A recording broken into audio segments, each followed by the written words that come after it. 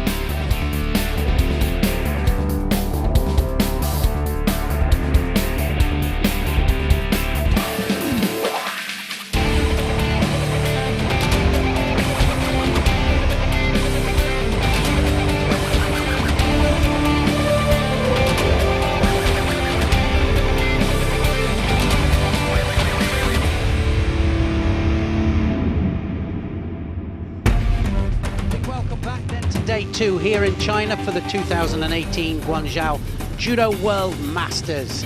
This avant-garde city with its, well, unique architecture once again plays host to this incredible event. 16 of the top fighters in the world in all of the weight categories battle it out for world supremacy. Now, yesterday saw some amazing matchups. Today we've seen the same, some more incredible judo action. It's been happening all day. It's just about to happen again. All the medal matches on the second day of competition just about to start. We're going to start with the under 81 kilos category and a bronze medal match to lead us into the first final of the night, and the first bronze medal match is in the under 81 kilos category. The first bronze medal match is going to be Albayrak of Turkey up against Kubetsov, the Olympic champion, and he is going to have to fight his heart out here to find the rostrum. Possibility of, in fact, Kubetsov, just looking at it now, Kalmazeyev, of course, is the Olympic champion. Kalmazeyev lost a little bit earlier, just lost in the quarterfinal stages, and then lost to Lepenikov, who's in the final. But we're going to see Kubetsov, who came to the semi-final on the other side of the draw, lost to Sasaki of Japan, who's in the final. And so the Russians in abundance in the under 81 kilos category. And the Olympic champion doesn't get a sniff. He lost to Albayrak of Turkey in the repechage final, so doesn't even fight for a medal. Here we go. The other bronze medal match is Casse of Belgium against De Witt of the Netherlands. That's going to happen on the other mat. But then all the action for the commentary is on this mat. Albayrak of Turkey is in white here. Kubetsov of Russia is in blue. Seen some amazing judo.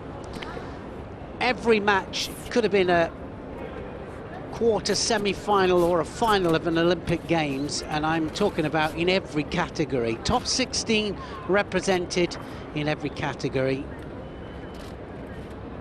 And they get represented by their world rankings. So they get massive world ranking points here, and it's only the top 18, in fact, in every weight category that qualify automatically for the Olympic Games, all going off the world ranking points. 2 years via just before the Olympic Games, everybody starts accumulating the points. And if you're outside of it, well, two other ways through: the continental qualification, and also then we have 1 or 2 wild cards as well, but not like the World Championships, where you can have 2 representatives in 2 of the categories, as well as 1 representative from every country. 1 Shido on the board to these fighters for not attacking enough. So 1 Shido is that little yellow flag that you can see there. It's indicated by that, and if you get 3 of those, then you're out of the match. So a second one goes up to Albarak for grabbing the leg. You're not allowed to touch the legs. Anything below the waist you're not allowed to do. So all of the techniques come from the waist upwards. You're not allowed to touch the legs with your hands, that is. You can, of course, with the legs. That's where it differs from Greco-Roman wrestling. Everything there is waist upwards, but you're not allowed to hook onto the legs either. We are. He knows he's got to attack here, Albarak. Kubetsov, left-handed fighter. The Russians, gotta say, have had a really good run at this World Masters. Last tournament of 2018. Shimata every time. Albarak now really attacking hard, and Kubetsov has got to get on his bike a little bit, otherwise he'll go up to 2 penalties as well.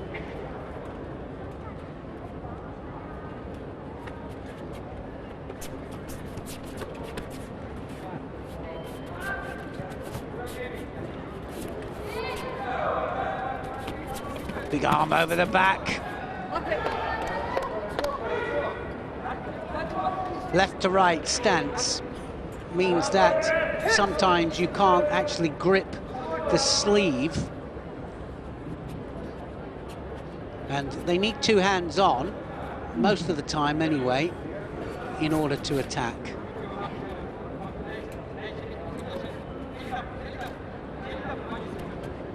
One minute to go in the first 4 minutes. If it goes to 4 minutes and no score on the board, that don't count the penalties, no score on the board, then it will mean that it will go into golden score, and those penalties will get carried over. Remember, Albarak has to attack, has to keep it going, can't afford another penalty. Kubetsov in danger of getting penalized.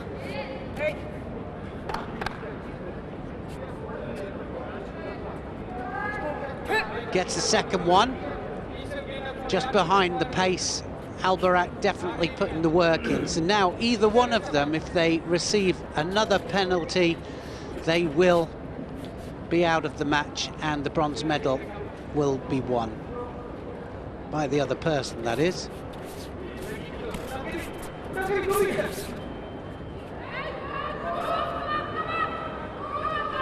Kubetsov lost in the semi-final to Sasaki.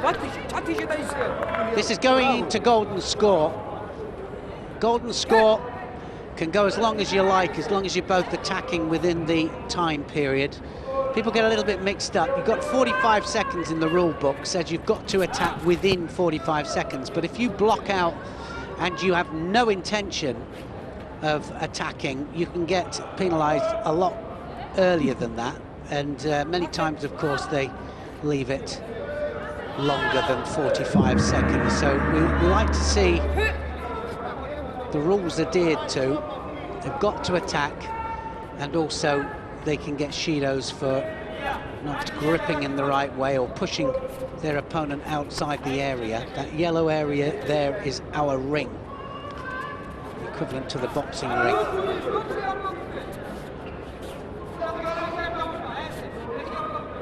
So Albarak really got on his bike. He was 2 Shidos down. He knew that he had to attack, and he's dominating the head here of Kubetsov. That looked like a drop to me. I'm wondering, is he going to get a 3rd penalty for that?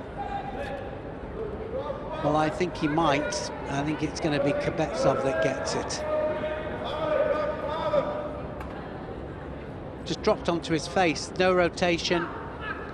And, of course, a lot of it is down to intention.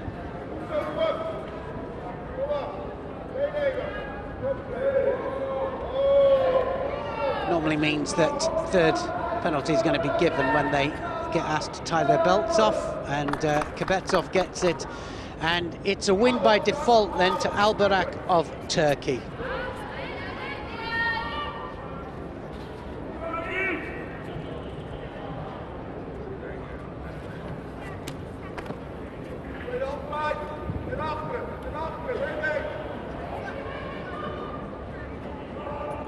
So I don't think we're going to have too many highlights. I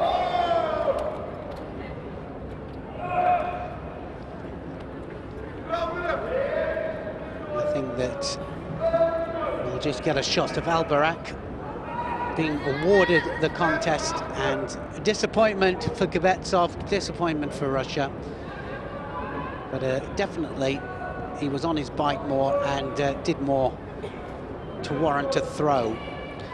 So we'll be back in a second. The other bronze medal match just being played out. Cassé against De Witt of the Netherlands, and as soon as that's finished we'll get on with the final, which will be between Sasaki Takeshi of Japan and Lapinov of Russia. Don't go away, more judo action coming your way.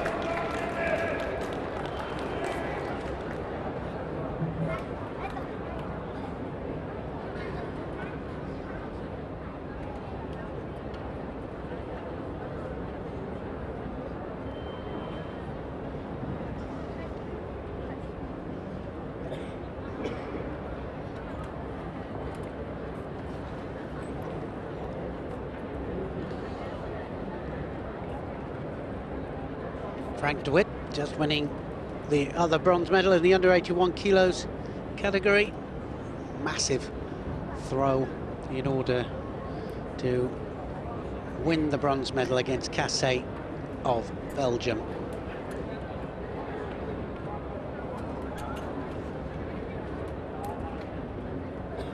Crowd, everybody just waiting for the final to happen. First final, we've got 7 weight categories in the World Judo Masters on each day. 2 days of competition. This is the second medal. 7 weight categories. This is the first of the weight categories today.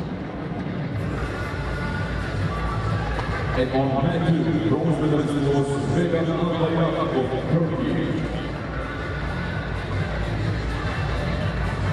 Pierre Gilbert, brilliant judoka in his day from France, but he has a Russian top on there because he is in charge of the Russian ladies team, him and Patrick Roux.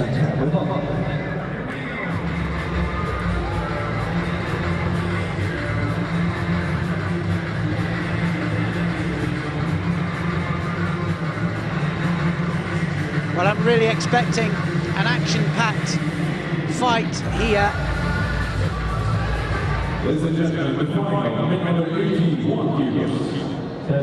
Sasaki has come into this tournament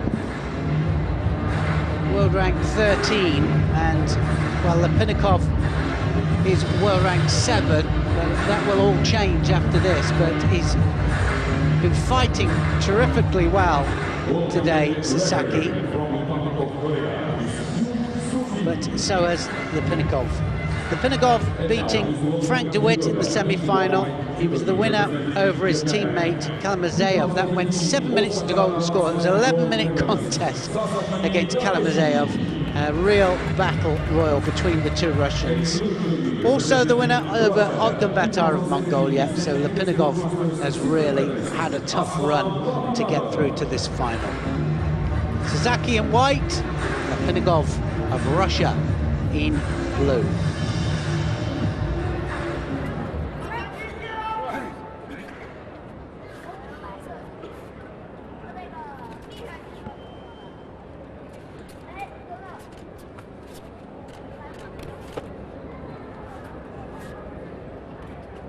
Well, I'm really interested as well to see how tactically this plays out. Sasaki will need that sleeve. He has the ouchi that he does, reaps the inside of the leg, then into the uchimata as well.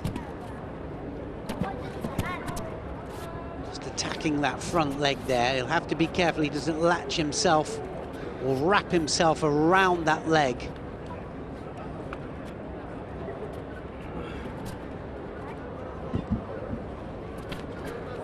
Lipinnikov as well, thinking of the uchimata. There it is.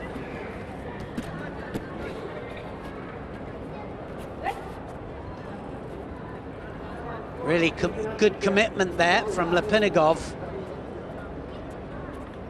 Kosei Inui, great Kosei Inui, world Olympic champion, now in charge of this incredible men's team, Japanese men's team.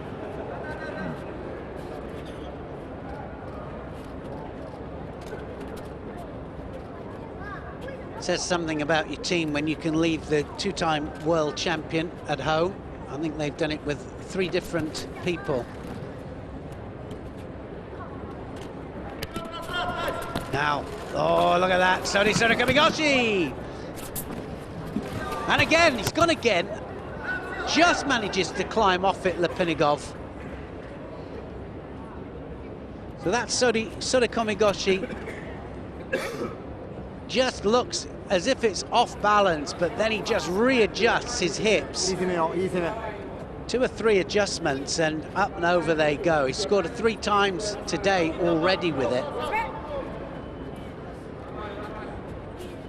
Well, they've been searching for a middleweight, under 81 kilos player for a little while, and it looks like they've got one with Sasaki.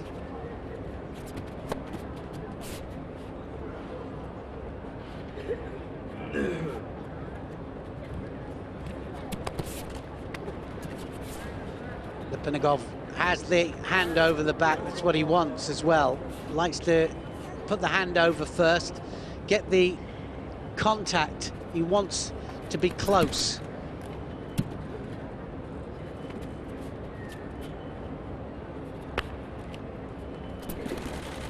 And again, reverse Sianagi. That's going to score. So close. Has a little second stab at it, but Lipinnikov does very, very well there to climb off it.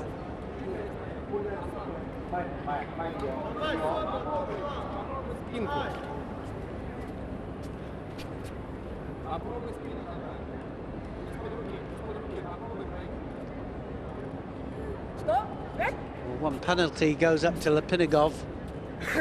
Just behind on attacks, that's for sure.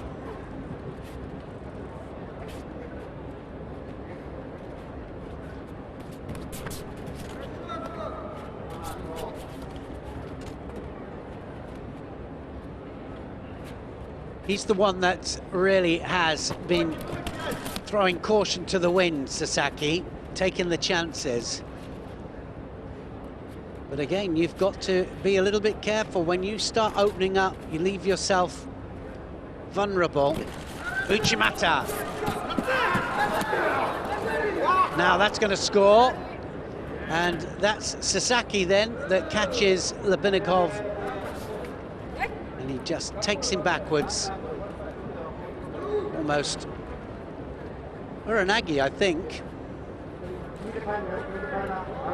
Catch it back in slow motion. Absolutely, Seoinage. And he was the one that initiated the technique. That's why he gets it scored by falling onto his own back. It wasn't a counter, it was a direct attack.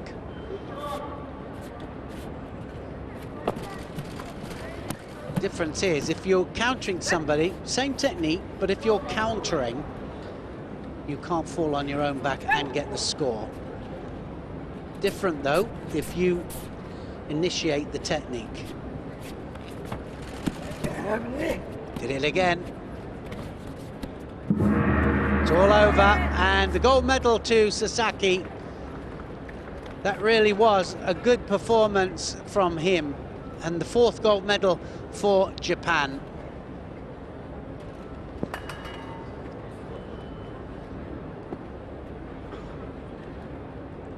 Beaten to the attack every time, just holding his shoulder a little bit, just pulled it a little bit. I don't think he'll mind too much, because that really was a very special performance. Very tough under 81 kilos category. It always is tough, in abundance, with talent. And everybody, probably, I would have said, 10 to 15 of the fighters that were in this tournament could have been on the roster.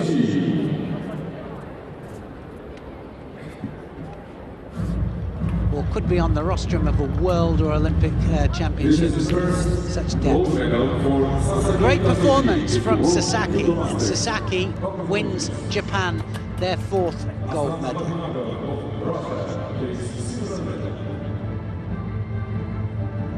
Sasaki beat Kubetsov in the semi-final, and now he's beaten Lebenikov in the final. Casse from Belgium went in the quarters. That was the Uranagi there that catches the Russian. Look how he digs in. Different. If it had attacked immediately, then it would have been classed as a counter. But actually what he does do is he waits just momentarily, then he digs in for a direct attack.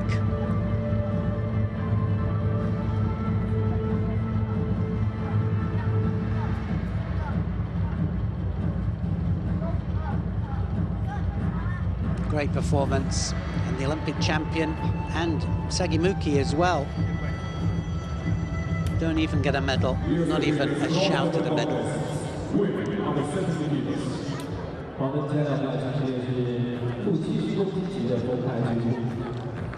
Under 81 kilos done.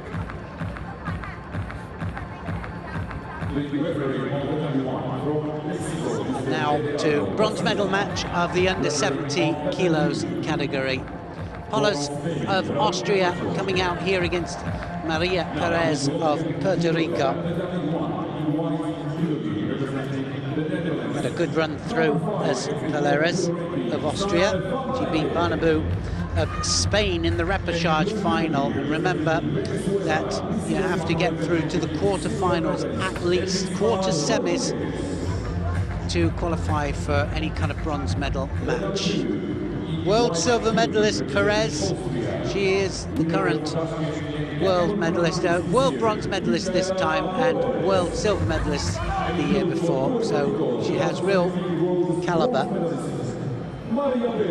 So Perez has her work cut out here. Perez of Puerto Rico is in blue, Perez Austria is in white.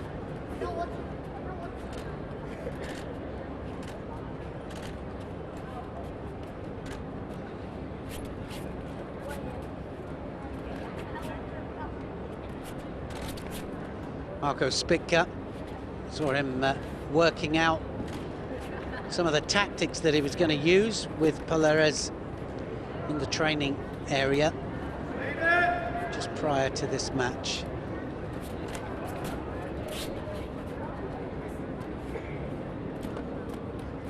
A lot of preparation goes on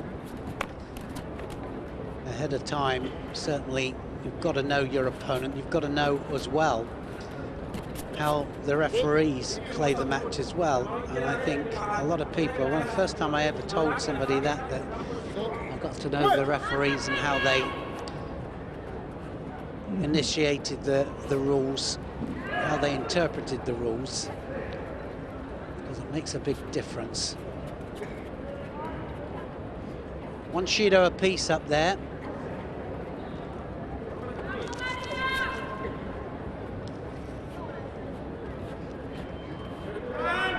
Four different ways to win in a judo match. Oh, look at that. She's going to get a score for that. Wazari for sure, Perez.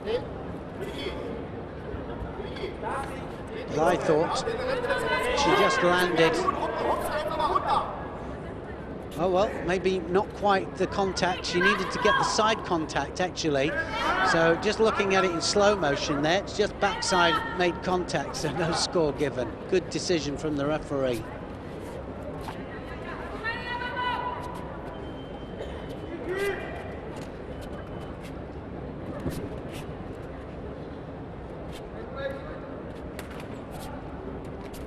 Coming up to the halfway mark. 4-minute contest, men and women. I was just saying that we have 4 different ways of winning in a judo contest. 3 of them are on the ground, actually. Holding your opponent down for 20 seconds on the ground without any entanglement with the legs. Throwing your opponent flat on their back is an ippon, of course, and so holding for 20 seconds gets the ippon. And the other 2 ways on the ground that you can win are by arm locking or strangling for a submission.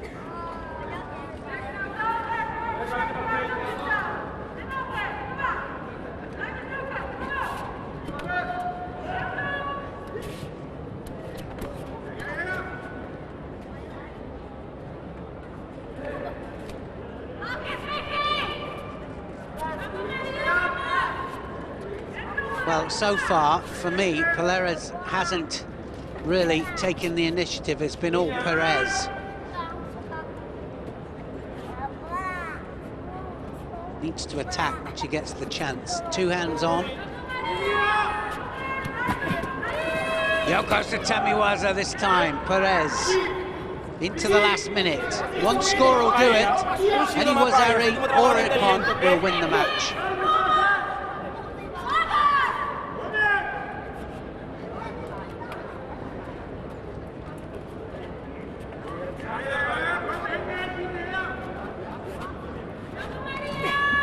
And again, Yoko Otoshi this time. Well, she touched the leg there, Perez, and I'm not so sure that that was a Newaza situation. 2 Shidos up to Perez, Polares, sorry.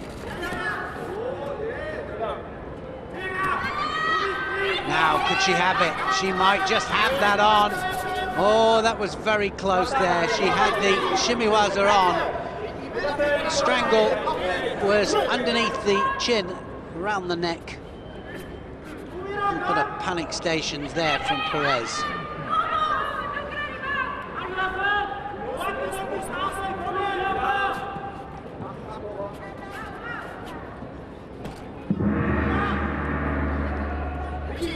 Four minutes over with. Penalties get carried over. Still 1 more penalty up to Perez, and she will be disqualified. Perez needs to keep busy.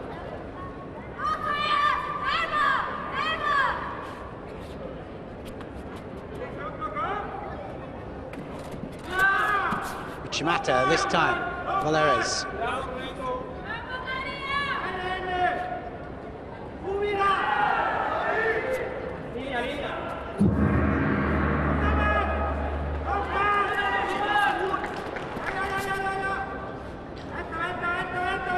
Well, I can definitely hear the Austrian coach there, and shouldn't be able to hear them when they're fighting. There should be no instruction from the coaches while they're fighting.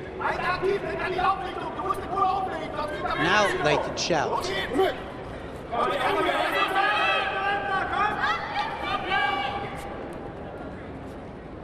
Still anybody's match.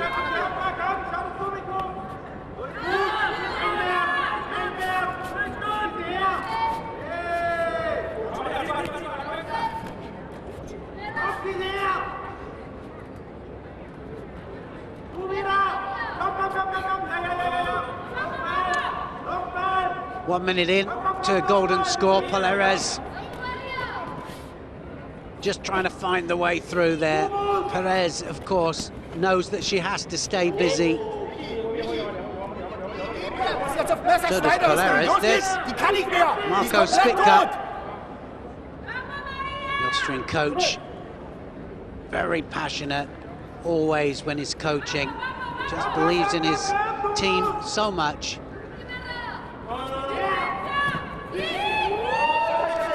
Well, again, I think that Perez just dropped there, and that might be on. That might be on. She might just have that, and she's not going to get out of that. I think she's going to have to submit in a minute. That shimiwaza is definitely round the neck, and she gets the submission. Well, Perez says she didn't submit. Perez gets the win. Well, we're going to have another look at it to see if she did submit. Had something similar, actually, in the preliminary rounds in the minus 100 kilos category, only it was blatant that the hand came up to do something. It looked like it was tapping, and I don't think that she was submitting. I think they'll carry this on.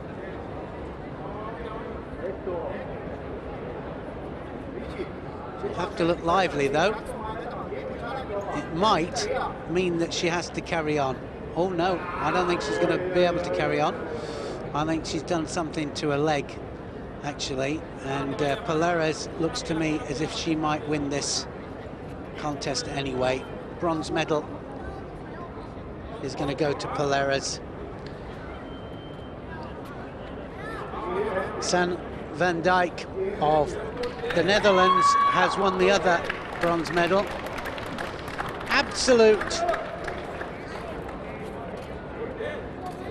Absolutely, she is distraught, Perez, because she's not used to losing matches like this.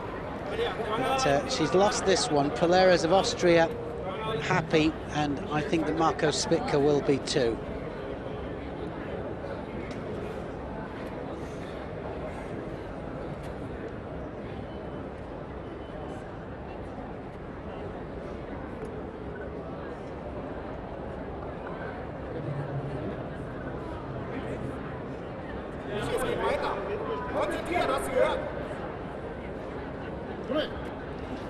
Well, they got to carry on.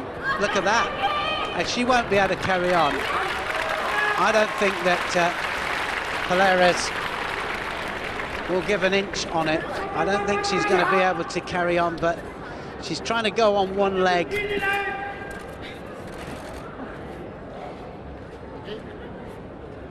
I think for sure. So she didn't get the shimiwaza. The shimiwaza didn't count there from Perez.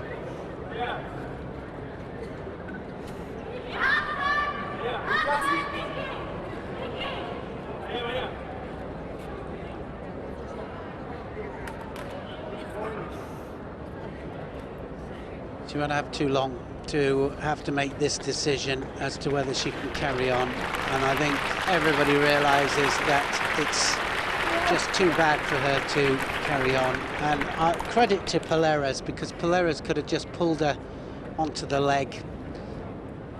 Not what we do in the judo world.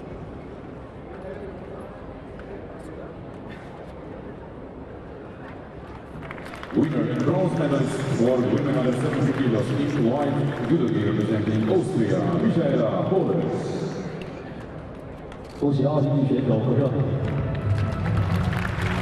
Now that is what it's all about. She helps her opponent off. She will be distraught because she's lost this match. It's a very important medal, but that was a wonderful gesture there by Perez. Perez, though, wins the medal for Austria. Here we go for the final, and the final of the under 70 kilos category then. Nizoe Saki of Japan and Yuri Alvia, the three-time world champion, just about to step out for Colombia. But remember that Alvia probably not as strong as she has been in the past, but she's still here in the World Judo Masters final. Say that, and she can. She'll come out to fight. She will not stop.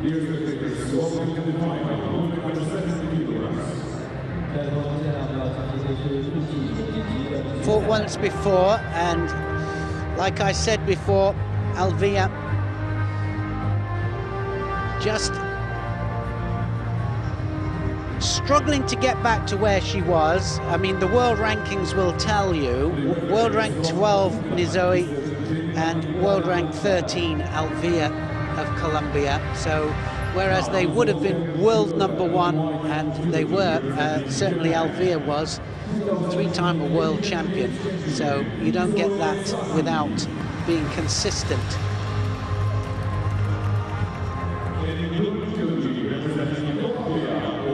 Here she is.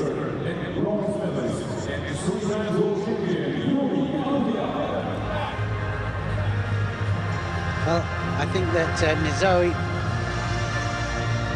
they've met once before. She was the winner.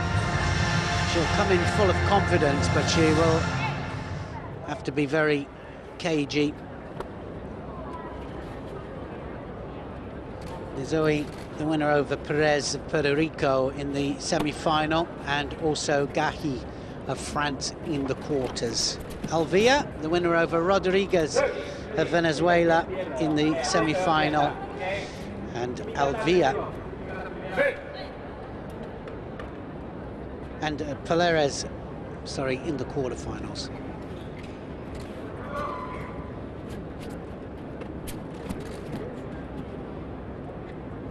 Looking for the Ouchi into the Uchimata.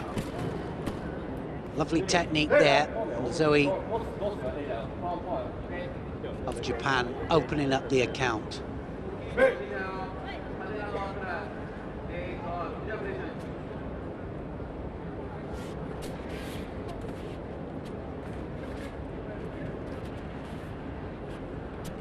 Strong left stance, Nizoe. Alvia, she can go left and right.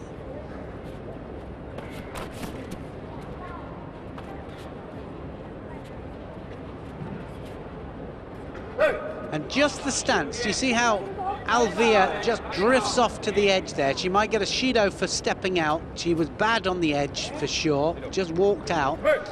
But it was the beautiful stance of Nizoe that just led her to the edge. So Alvia needs to just sharpen up a little bit on the edge. Tries the Makikomi.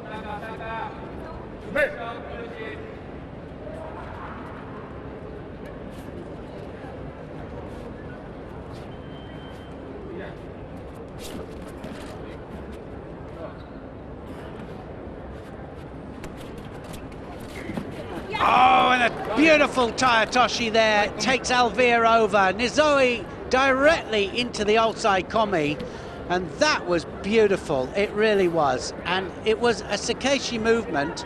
Now, Alvia comes out. Well, I thought she came out right on the bell there. She had to hold her because she already had a Wazari on the board. She gets the Wazari Wazetti upon, so it's judged to have been right on the bell there.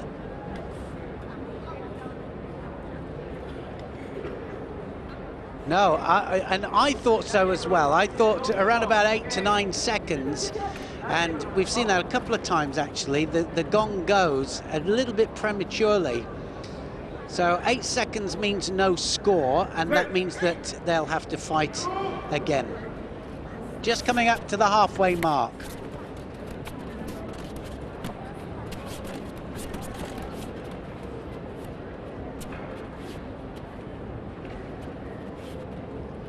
Don't write her off yet. Alvia is a fighter. Going from right to left. Sometimes it's the left-handed stance, sometimes it's the right-handed stance.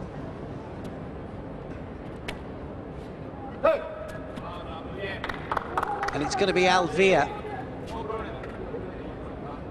Alvia will get a penalty. Second one up. She hasn't really taken the initiative. It's all Nizoe.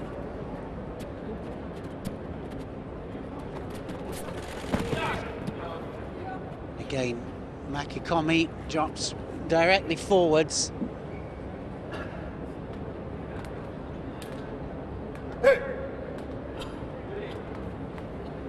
Known for their transition from standing down to ground. Difference with Judo to Jiu-Jitsu is Jiu-Jitsu is more predominantly groundwork. Probably 90% of it is groundwork as opposed to 10% standing. And then Judo was going the way of 90% standing as opposed to 10% groundwork, but now the rules have evened it all up so that we have more chances in Newaza, certainly at the higher level, and has to filter down yet, but it is filtering down now. We have to get the referees, the national referees, to really understand that if it's got development and if it's going to end in an ippon, that we need to leave the groundwork to develop, and so give them more time. And of course then what happens is the coaches train it. They train their athletes to transition from standing down to ground. 7 out of the 10 top techniques scored at international competition are groundwork techniques. That's a fact.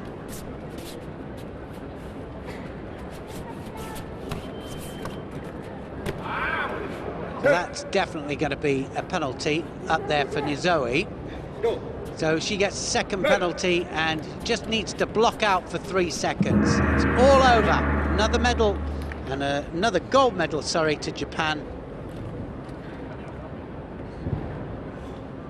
But Colombia get gold medals on the medals. Judo master for women under 70 kilos in white judogi representing Japan. Well-deserved silver medal there for the 3-time world champion.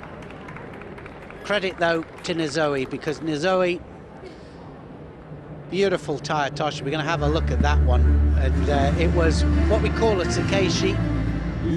Her opponent attacked first, and because they're opposite, left against right, right against left, just skips the hip out the way. Watch this. Here's the attack, skips the hip out the way, just darts across for the tire toshi. Comes round the hip there, and the hands make all the difference for the execution of the tire toshi. Just drives the hand down. The suruti hand pushes downwards. The kazushi hand, which is the sleeve hand there, just pulls upwards, and she goes onto her back. Not quite with the force that would warrant an ippon, but she rolls her onto her back for a well-deserved wazari. That was enough to win her the gold medal.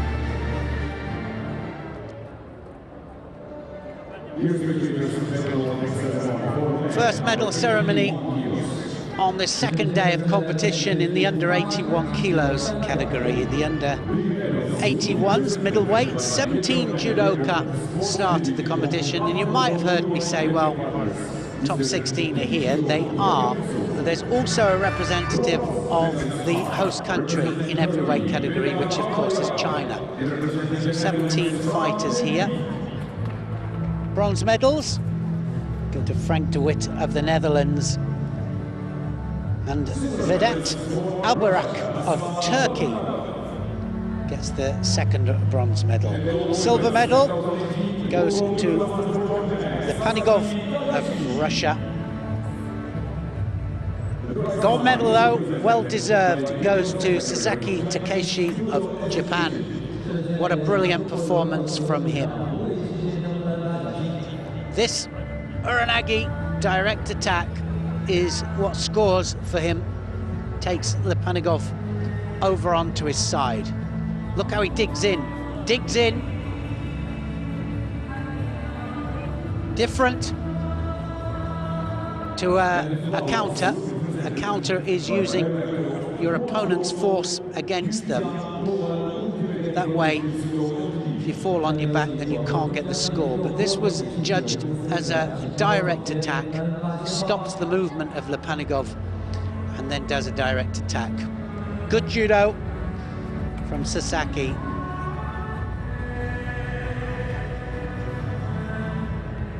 Ladies and gentlemen, please all rise for the national anthem of Japan. Now the national anthem of Japan.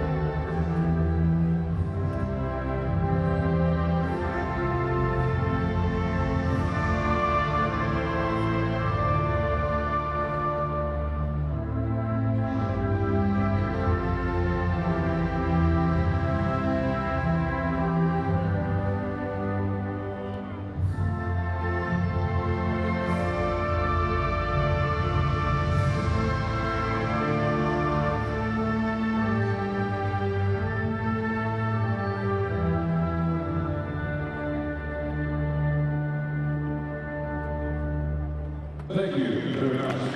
Now, final feature, Judo.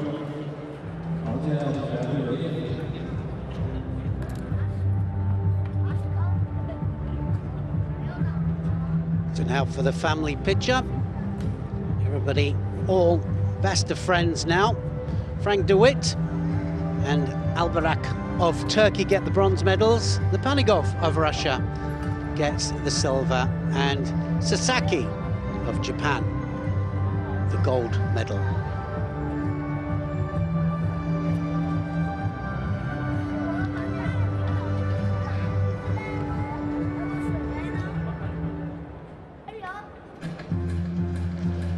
Next then, the under 90 kilograms bronze medal match.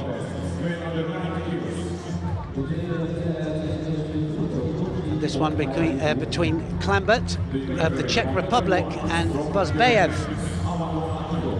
of Kazakhstan. 2-0 up, and they're head-to-heads, Bozbayev.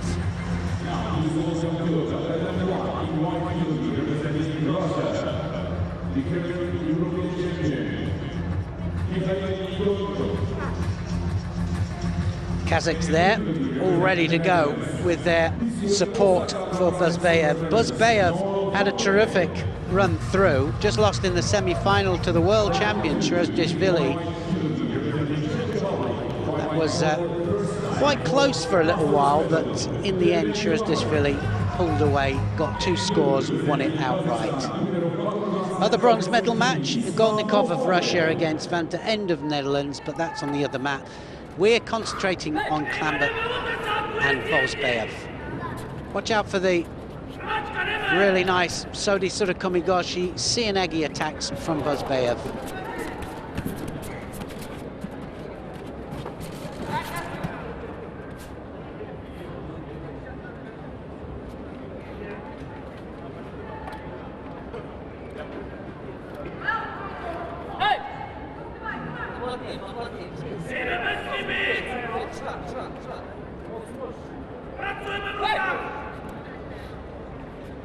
Klambert also to be here fighting for a medal at the World Masters is a terrific achievement. Lost to Christian Toth in quarter-final stages.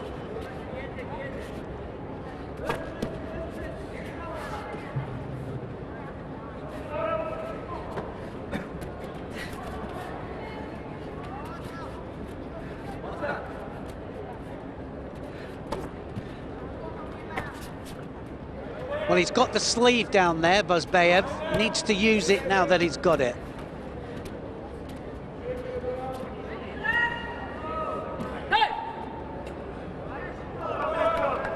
For me, neither one of them attacked, so it'll be interesting to see what happens there. And Marius Wiese, the IJF president, agrees. So both of them get it, Klamet and Buzbayev. Just because you've got the strongest grip, if you're not attacking off it as well, it means that you're almost as guilty.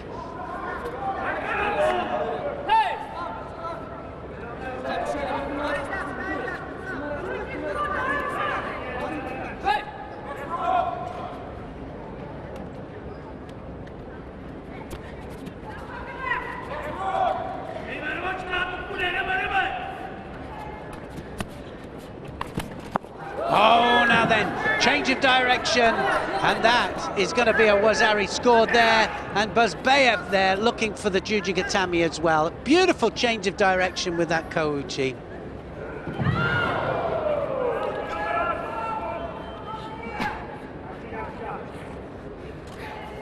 Now searching for the arm. He's going to hook into that arm. Now can he put the pressure on? Well, I would have given it probably tiny bit longer down there because he was just starting to hook in. Look at the switch of direction. Beautiful Kouchi. Skipped to the side, drove his opponent backwards.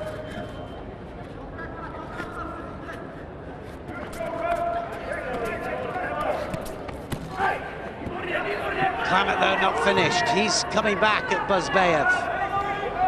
Still plenty of time.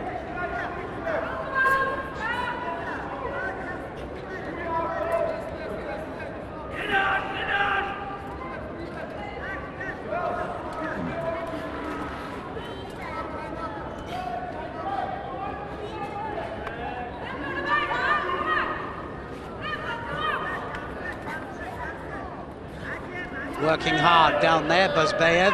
1 minute to go, still plenty of time.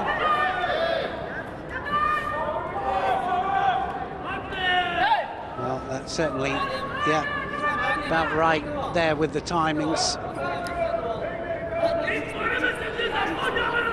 Balek, the champion at under 100 kilograms, now, of course, fighting at heavyweight and probably ranked 3, I think, in the world at heavyweight. Didn't have a very good day today. Didn't go his way. Some of the athletes, are going to say, are just looking jaded, looking tired.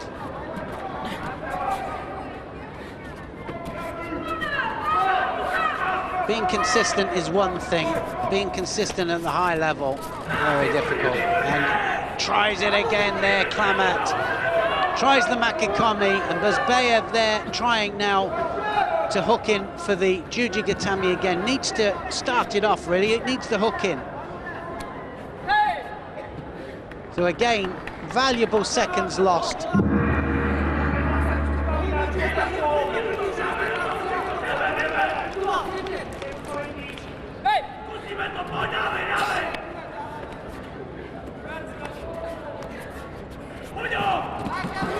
Oh, now then, another throw there from Buzbayev, just right on the bell, but he's done enough to get the bronze medal. Well deserved, and he nearly scored, didn't he, in that last second.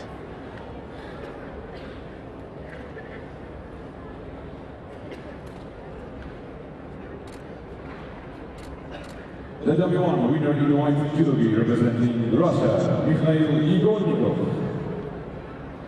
恭喜俄罗斯选手获胜。The W2 winner and bronze medalist in blue representing Kazakhstan. So a great match, good sportsmanship after it.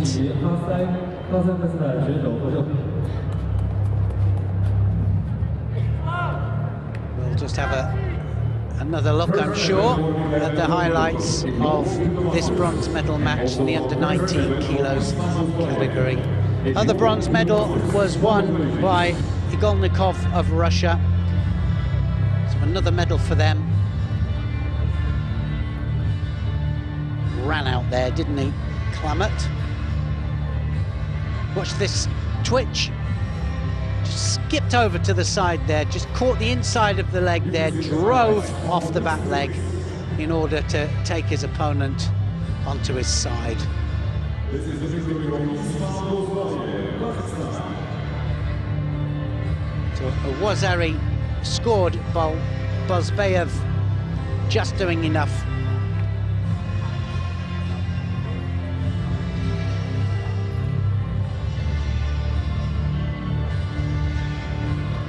Well, what can I say? What a final we have in store for you. Shirazdashvili of Spain, the world champion, against Christian Toth, world silver medalist 3 years ago, sorry, and on good form here. It's just reaching the kind of form that took him up to that medal.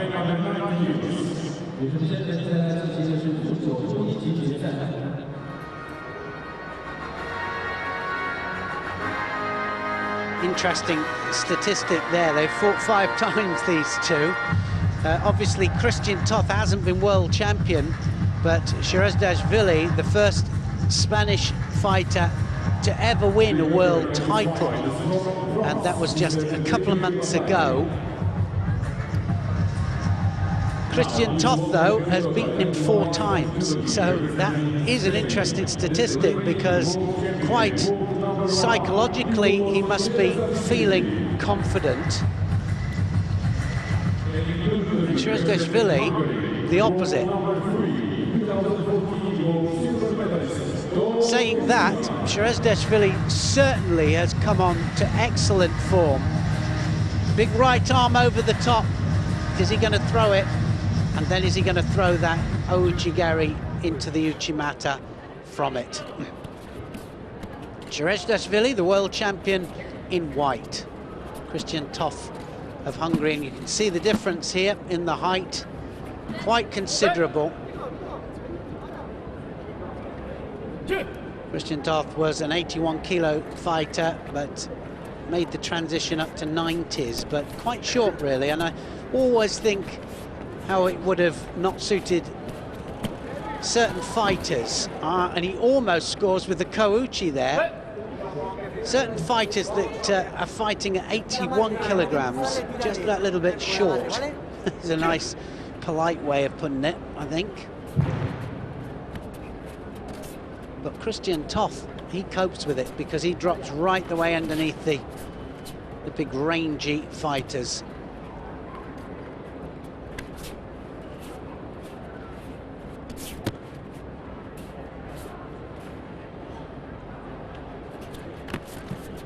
Up to Shirazdashvili, and I said that he looked a bit tentative when he was walking out here, and he is definitely tentative.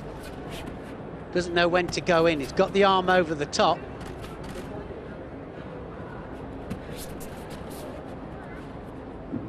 And it's funny how just sometimes every fighter will have a bogeyman, somebody that doesn't suit their style.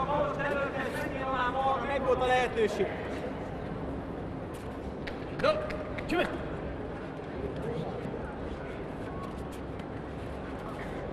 think Christian Toth could be that person for Shirazdashvili.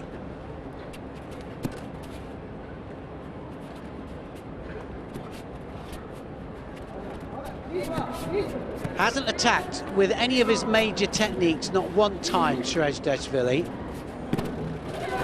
Oh, look at that, he's taken him down this time. That was a good counter, and takes him over for a Wazari. Well, it has gone up to Christian Toth, but I'm not so sure. I think it should go the other way.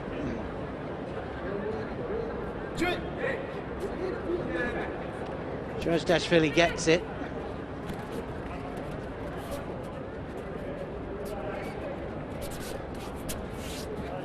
Now he's starting to back him up. Uchimata this time. Can't cope with it this time. There's a different Shirazdashvili out there. Oh, that's it. Wazari Wazeti upon, and that was magnificent. Shirazdashvili there. A different guy, absolutely a different fighter, and I'm sure that Christian Toth will say the same, because he is absolutely on fire. He won the World Championships, got second in Japan. That was an unbelievable tournament, it really was. Kukulja of Serbia was the one that beat him there, but now he's come to the World Masters here with everybody except Kukulja in it, and he has won it, and won it in style. Gold medalist in 2018 World Judo Master for men under 90 kilos in white judogi, representing Spain.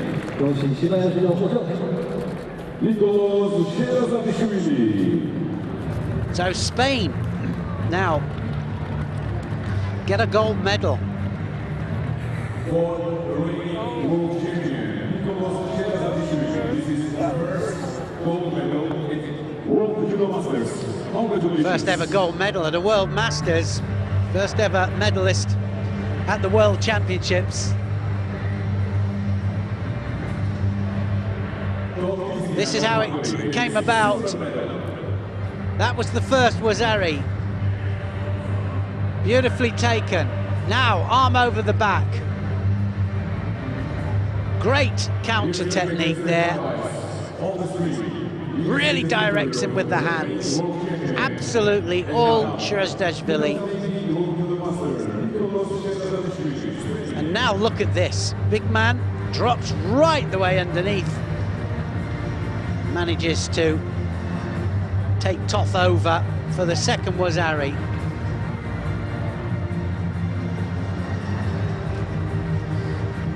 Well, for me it was a Wazari. So Wazari Awazeti upon would have been same result in the end. You see that it wasn't full Ippon, didn't land on his points of his shoulders.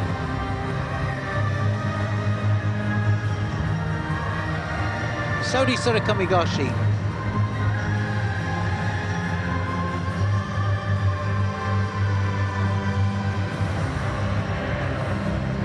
What a way to finish your year off.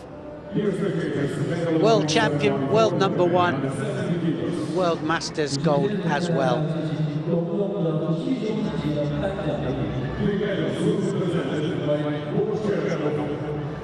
Under 70 kilos category, medal ceremony just about to start.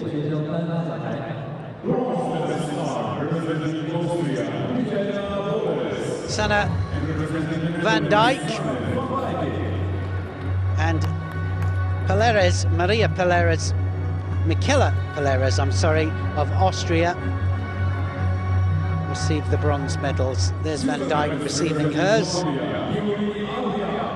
Silver medal goes to Yuri Alvear of Colombia.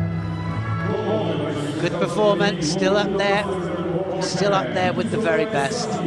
The gold medal, no doubting the gold medalist here, Zoe Saki of Japan.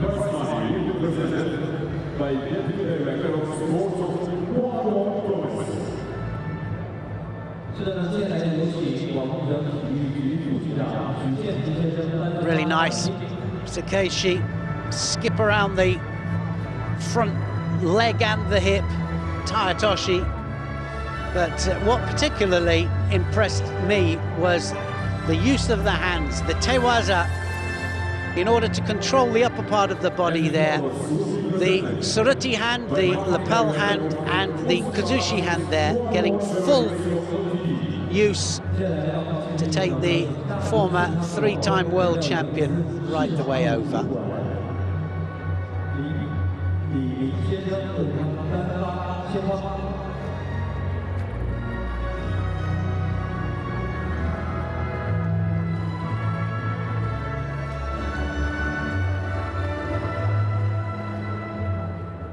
Ladies and gentlemen, please all rise for the national anthem of Japan. 接下来，请前几期播放日本国歌。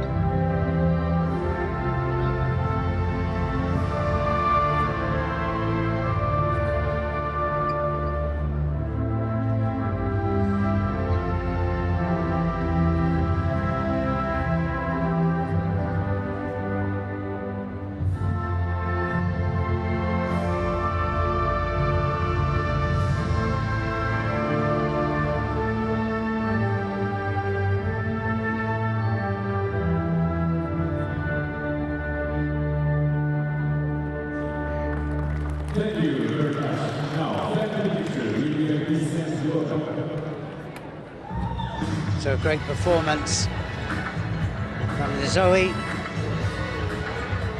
There we have everybody on top of the rostrum.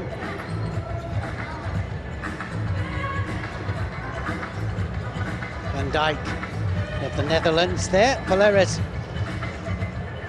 of Austria. They are the bronze medalists. Silver medal, of course, to Alvia of Colombia. And it was Nozoe Saki of Japan getting their 4th gold medal. 5th gold medal, in fact, 5 golds to Japan. Okay, so now back to the ladies and the under 78 kilograms category.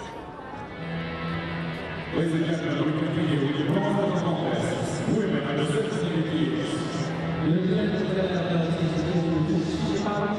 Wow, these two have really fought each other a lot, and here they are. This is the 10th meeting of these two.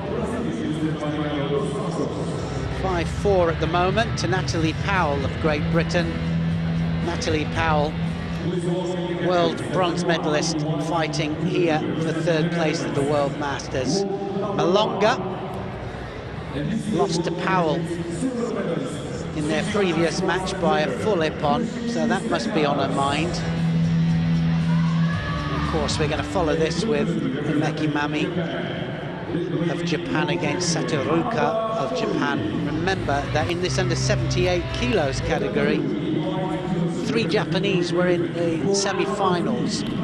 So if you are in the top of the world rankings, you can have 3, if not 4, represented here at the World Judo Masters.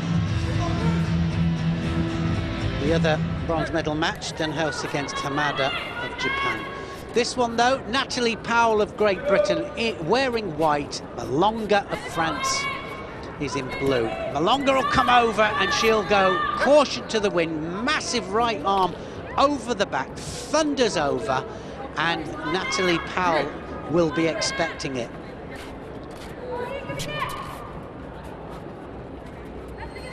It's whether she can attack Malonga as that arm's coming over the top.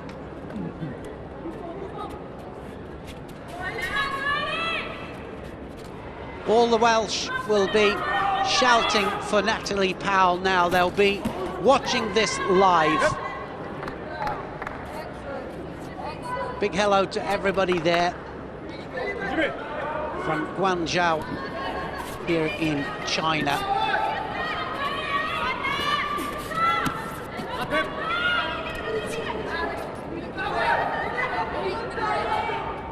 Where she had a brilliant win, Natalie Powell, in the repechage final against Antamachi of Cuba. Lost in the quarter-final stages and then had to come through the repechage. Of course, Malonga lost in the semi-final, losing to Himeki of Japan. There's the British support there.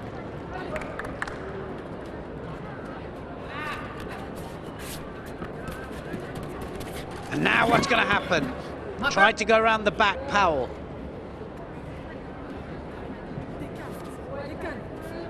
Lucy DeCosse, our Olympic and world champion, one of the greats of women's judo. So now Powell starting to dominate the grips and slowing Malonga down a little bit. It was always the first onslaught. That big arm over the top is the problem. And now Powell looking for the pickup. Needed to readjust the balance just that little bit sharper. Agbeg Nanu up there, gold medalist from the under 63 kilos category, world #1 world champion. Did the business out here as well yesterday.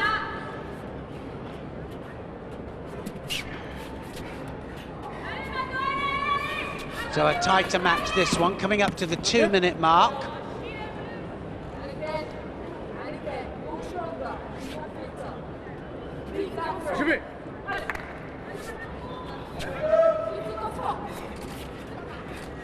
Malonga in again, and Natalie Powell's going to have to take the initiative here now, and looking for the Uranagi, and she takes Malonga back. Natalie Powell had to readjust her balance there, and she took Malonga right the way over. She knew exactly what she was looking for.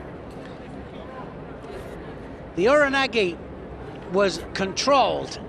Big smile on her face says it all, and I know for a fact that the Welsh contingent, the GB contingent, is going absolutely wild at this moment here. Kate Howie, former world champion, Olympic silver medalist herself there, celebrating with Natalie Powell. Brilliant performance. Needed to really adjust her balance, didn't she, Natalie Powell? She knew that that big right arm coming over the top was the key. Goes round the waist, look at that. Hips go down, uses her legs, and then the punch in the air says it all. And she just buries Malonga for a massive ippon. World bronze medalist and now World Masters bronze medalist as well, showing the consistency that has taken her to world number 3.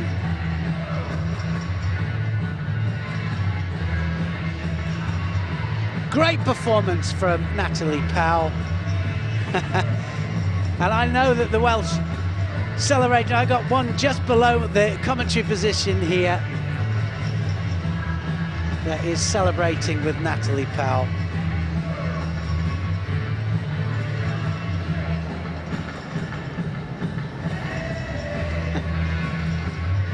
Now you can take some deep breaths. I'm sure she'll have a really good celebratory drink over Christmas.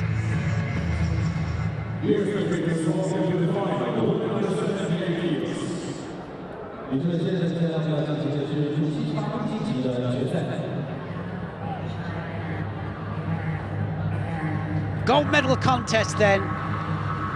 2 Japanese trying to sort out, I think, a little domestic. And when I say that, there are Japanese that are left at home when it comes to the Olympic Games that could possibly win it. Often they leave world champions at home, and often they leave Olympic champions at home, and they send other fighters to contest. I mean, the best example of that, of course, is with the great Fuji, of course, who was a 4-time world champion. That's when world championships were every other year. And of course, he never became Olympic champion, never represented Japan at the Olympic Games. So what I'm saying here is, Mameki and Sato here need to sort it out as to who is the #1 in Japan, as well as who is the #1 here.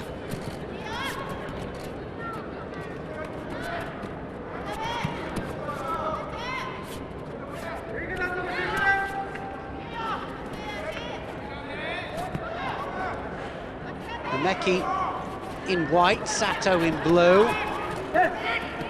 Well, they're going for it, as you would expect. They really need to impress. Probably this gentleman here now is getting his notebook out.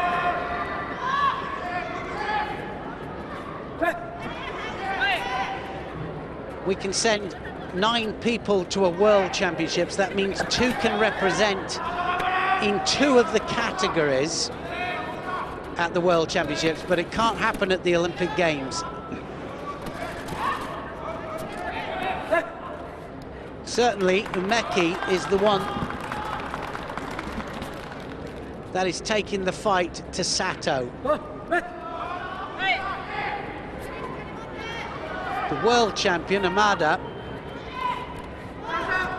has to be satisfied with the medal, but can you imagine that? What depth they have.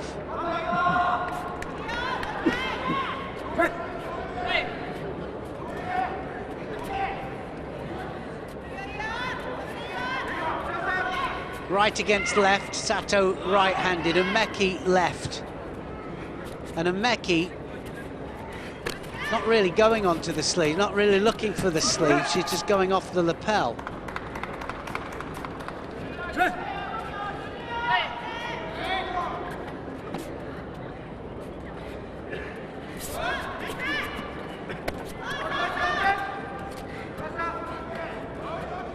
Well, I think we're going to see some kind of Sakeishi here that's going to score.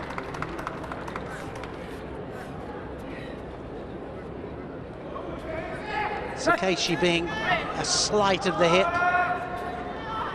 use of the hands in order to score against somebody who commits against opposite stance. Well, Sato wants to get on with it, so does Umeki.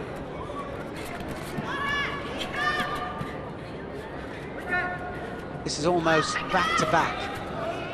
Extreme right, extreme left. Now she's going to go for the turnover.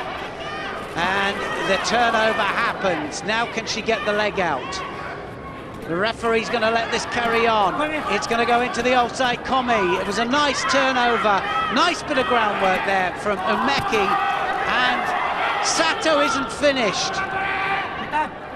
Togata, and she's got the Udigarami.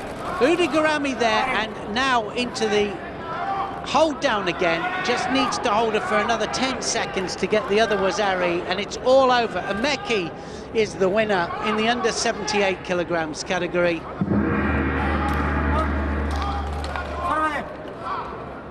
Umeki wins.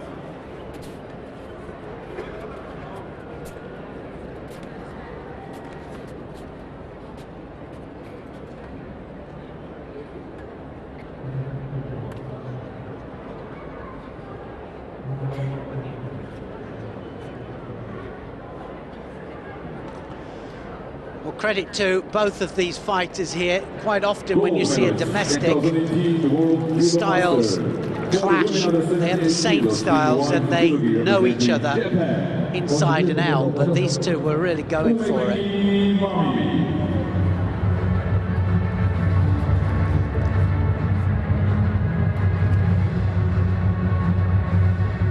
Her first gold medal in World Judo Masters. For Team of Japan, this is gold medal number 6 at Guangzhou World Judo Masters. There's the turnover that started it all off. Then she had to get the leg out. As the leg comes out, she just falls into the hold down, but she wasn't very happy with the hold down, was she? Sato then just manages to turn out. Second stab does it, and she holds her then for the full duration.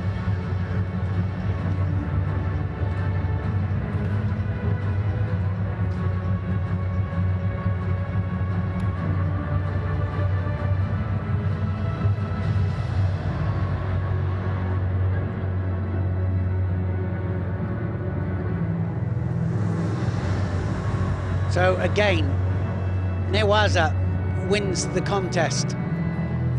Great to see it. We've seen some amazing throwing skills, but we've also seen some great groundwork skills as well. And that's what it's all about, getting the balance. And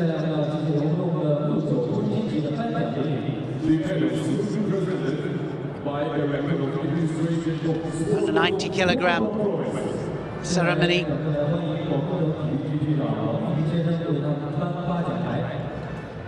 Just looking down the list here, the fighters that didn't manage to come through.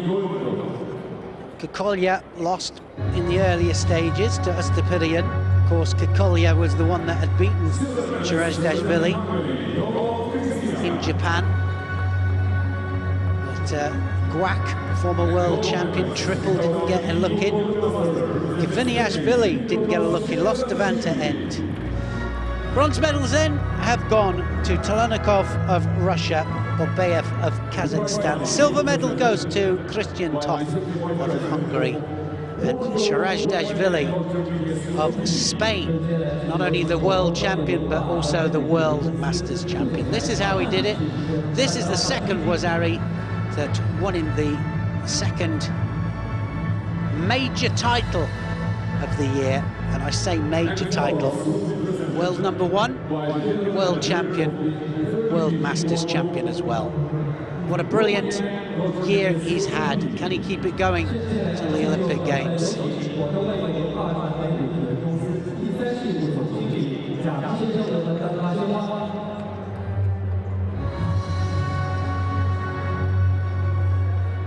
Ladies and gentlemen, please rise for the national anthem of Spain.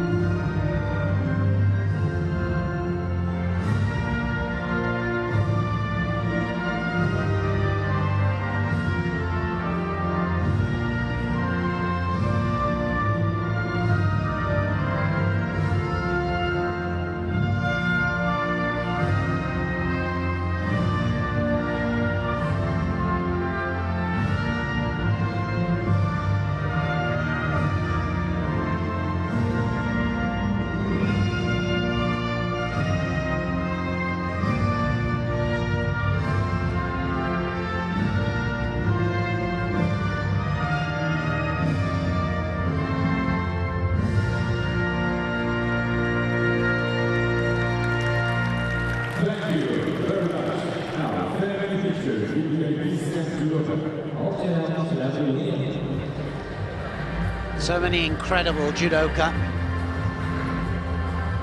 Didn't get to the rostrum. Just goes to show how important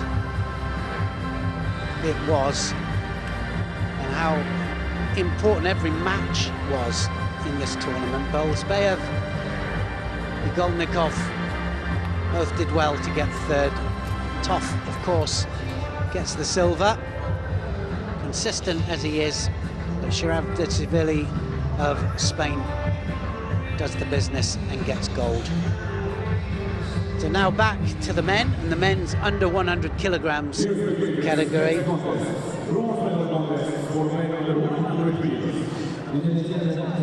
Well, this will be an interesting one here.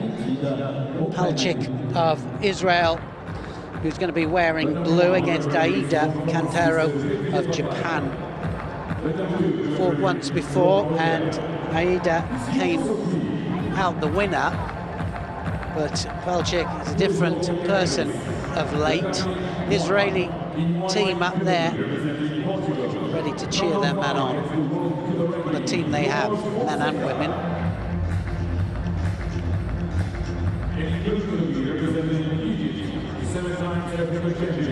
Fonseca against Darwish, the other bronze medal match.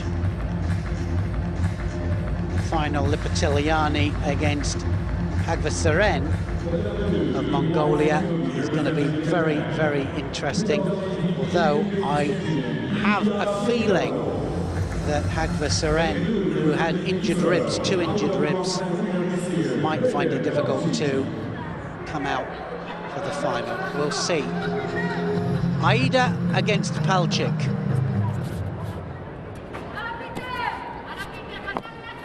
Straight in there for the Sianagi there, and what a technique that was. Aida then opens up the account.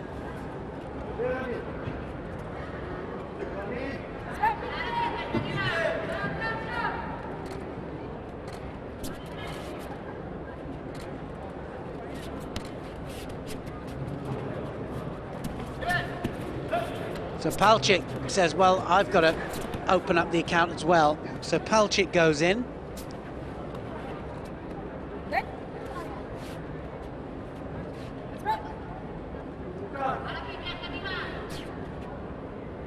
Palchik losing to Lipatiliani. That was some fight. That was the semi-final. Beat Fonseca though. Tries the Yoko Satemi and just gets taken onto his side there. Didn't quite warrant a score. It wasn't quite a throwing action, I think. But he looked so strong there, Aida.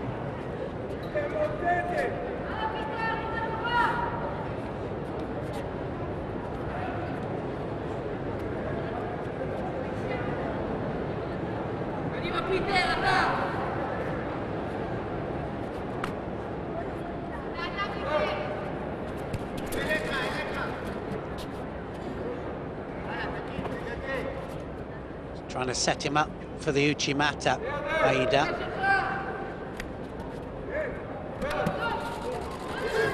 Sumagaishi there, Palchik.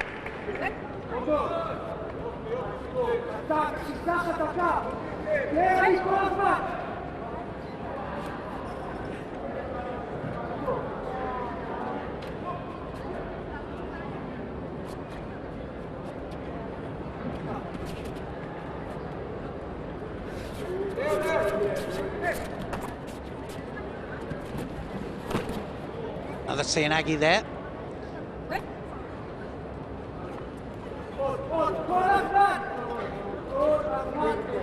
So Aida probably just a little bit ahead for the attacks. Palchik still very much in it though, 2 minutes to go.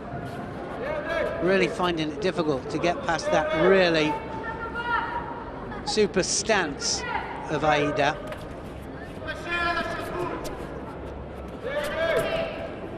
Aida lost to Hagva Seren in the quarter-finals. That was a bit of a surprise. Looked like he was going the whole way, Aida.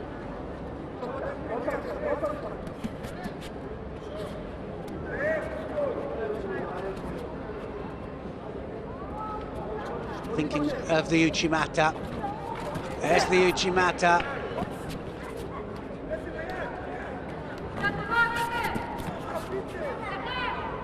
Well, just about to say, needs to change the direction, and that was a beautiful Seanagi there from Palchik. Palchik decides he wants to go.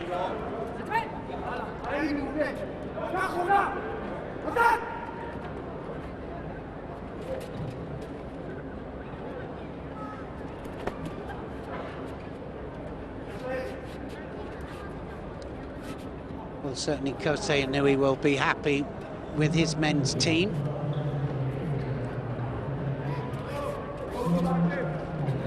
Don't forget, he left Ono at home. And Abe.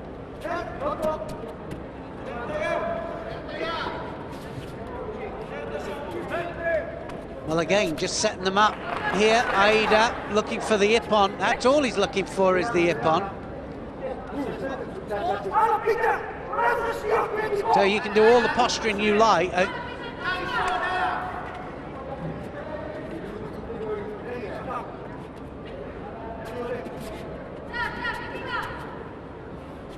Got to attack in the end. Change of direction this time. And almost there with that Uchimata, but right on the bell. It wouldn't have counted. Started just slightly after. Just lost contact with the sleeve hand, the lapel hand there, didn't he? Now golden score. Palchik dropping underneath. Oren Smadja, brilliant judoka. Olympic silver medalist himself there now, doing a great job with the men's team and shouting with all his might for Palchik. Golden score. There he is, Oren Smadja.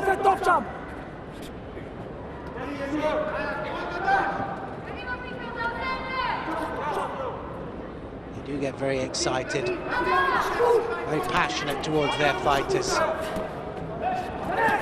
And again, Seanagi goes in.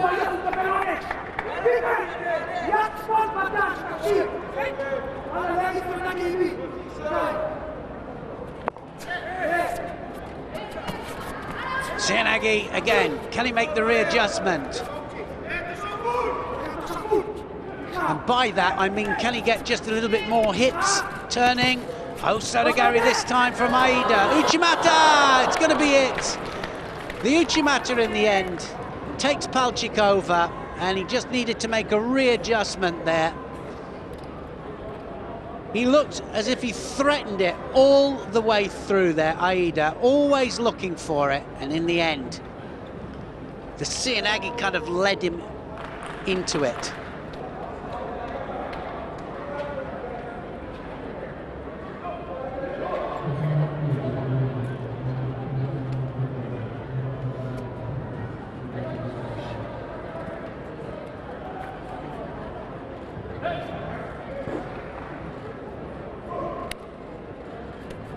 Great sportsmanship there after a great match, it really was.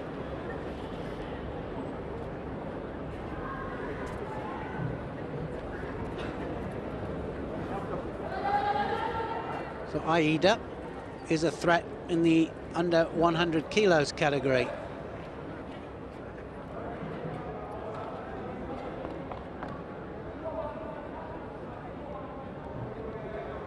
Came in at 15 in the world rankings. That will go up, that will change now, and that make a big difference. That was the Uchimata. In the end, just follows it up with the leg there, just skips it across, drives over, drives him to the side in order to finish it. Support leg again playing a massive part there, because he has to change the direction of the support leg and what it does. Look how he drives, not only upwards this time, but off to the side. And the hands, yet again, finishing the technique off.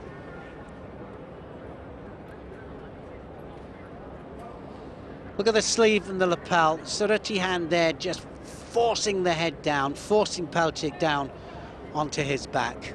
Sleeve action as well, pulls on that sleeve. Another medal for Japan.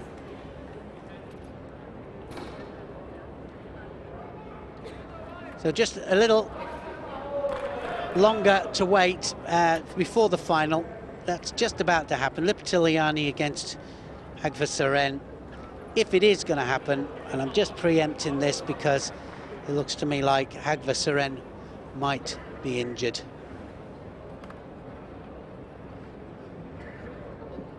Bronze medal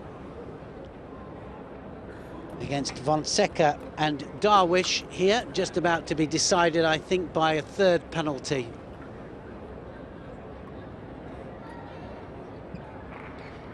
Fonseca gets the third penalty.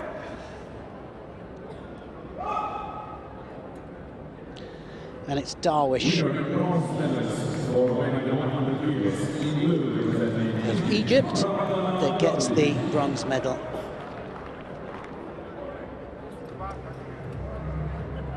And on mat 2, bronze medalist was Ida of Japan.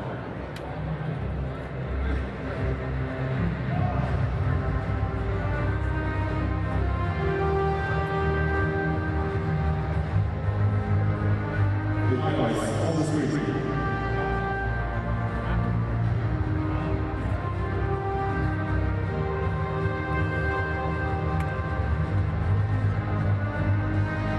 Well, I can tell you now that I can see Lipitiliani of Georgia coming out. No Hagvasaaren. Hagvasaaren has had to retire due to injury, but it means that Lipitiliani has to come out and take the bow. So referee brings him on, and it's a gold medal to Lipitiliani of Georgia.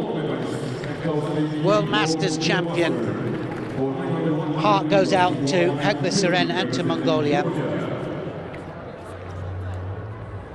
But definitely looked as if he was nursing an injury all the way through the day.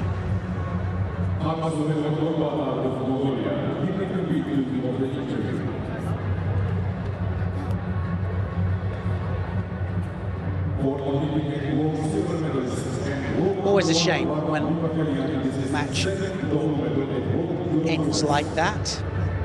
Well, it never began, did it? But now for the medal ceremony, the under 78 kilos category for ladies. 3 medals presented by World Director of the International Judo Federation. Mr. Yoshihiro Yamashita, great Yoshihiro Yamashita, World Olympic champion, 3-time world champion. He'll be presenting the prizes. And Natalie Powell, first up there for Great Britain. What a win over Malonga that was. Hamada Shori of Japan receives the other silver medal. And you can see why Yoshihiro Yamashita is awarding the medals here. 3 on the rostrum. Satoruka of Japan receives the silver, but it's Umeki Mami of Japan that gets the gold medal. 3 Japanese on the under 78 kilos rostrum. This is what started it, the turnover onto the arm.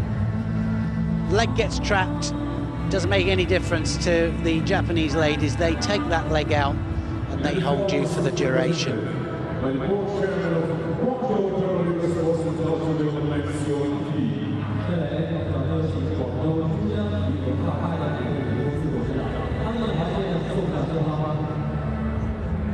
Transition, so important.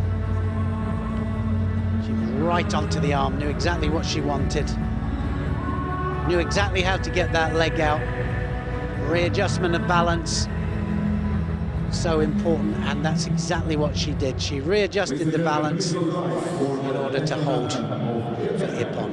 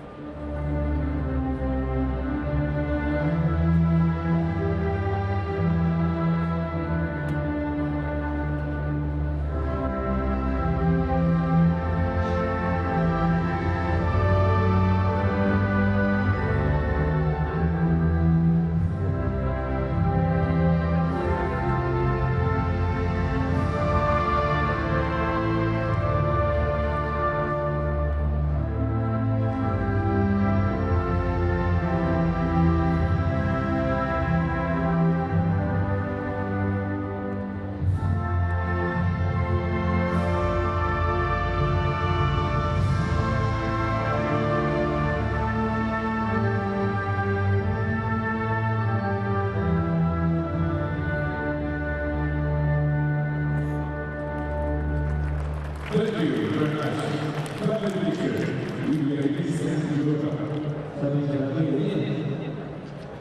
What a lineup. Natalie Powell of Great Britain there. Lineup of 3 top Japanese.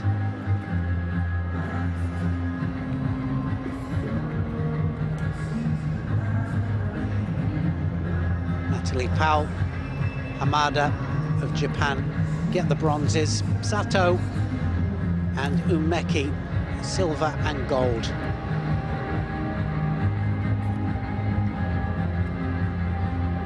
Big smile from Natalie Powell of Great Britain.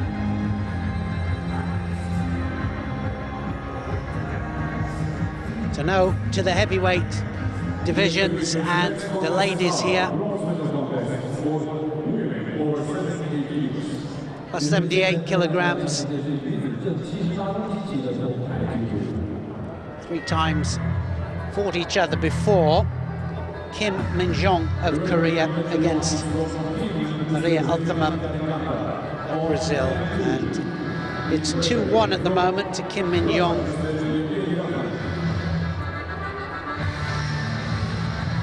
This is another day, another tournament.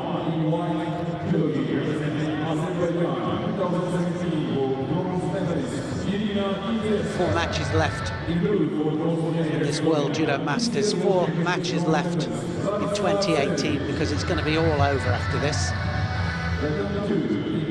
And the new year beckons and it all starts all over again.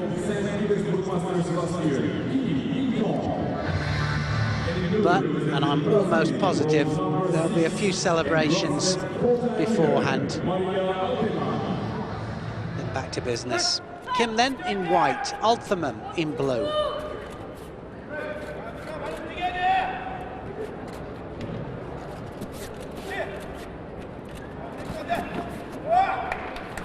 Kinjerska against Chiric, the other bronze medal match, and that was almost all over right off the bat.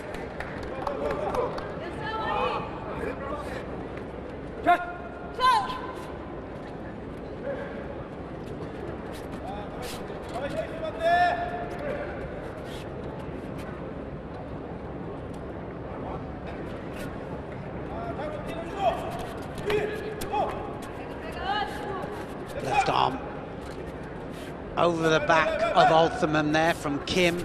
So typical of the Korean style, to pull the head in, control the head completely, and not off the sleeve either. They do it off the two lapels, but no attack off it, which is a shame. Althamam trying to snap the grip off, thumb inside, which means she received a penalty for it. Judo penalty received.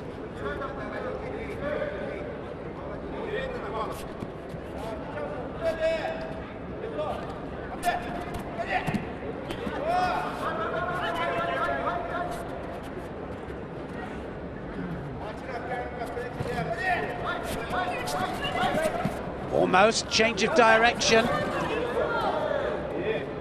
Althamam then taking the fight to her.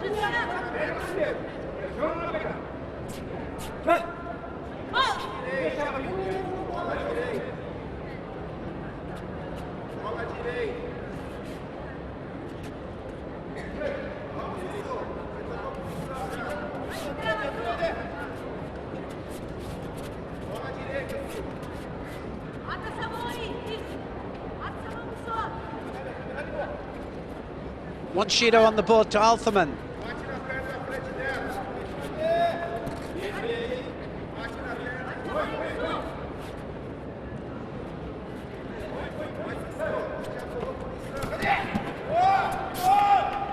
So very even, these two, they've got to sort it all out. Now Althamam just manages to avoid that Sangaku turn.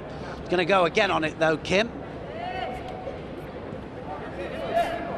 Referee, if he thinks there's any chance that she might turn her, he's going to let it go, and she turns out again, Althamam.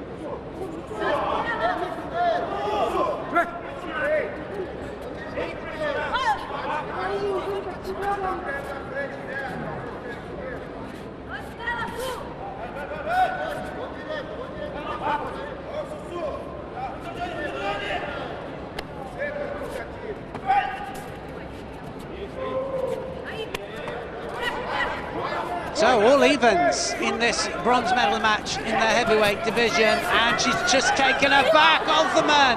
Oh, she lands, well, started off on the elbow, took her onto her back to get the wazari, and now she's holding her. Seconds going, it just needs to hold her for 10 seconds. Althamam looks up at the clock, it's nearly there, and she gets it. Althamam of Brazil evens it all up. 4 matches now they've had, 2 each, and Althamam, just at the crucial moment, takes Kim onto her back, secures the hold down for the Ippon.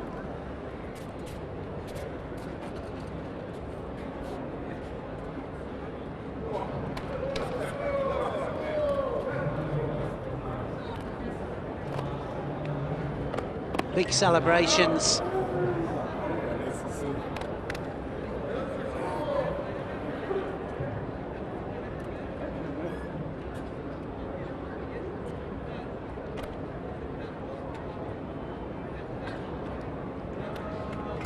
Althamam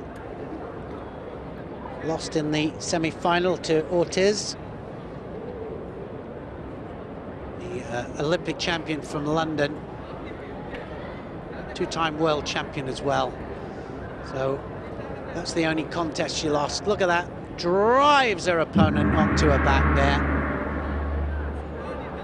just keeps the balance. She knew that she was a Wazaria, and with a Wazaria on the board, just need to hold it for another 10 seconds to secure the ippon and the win. Readjustment of balance, so important to the judoka, whether it's standing or on the ground.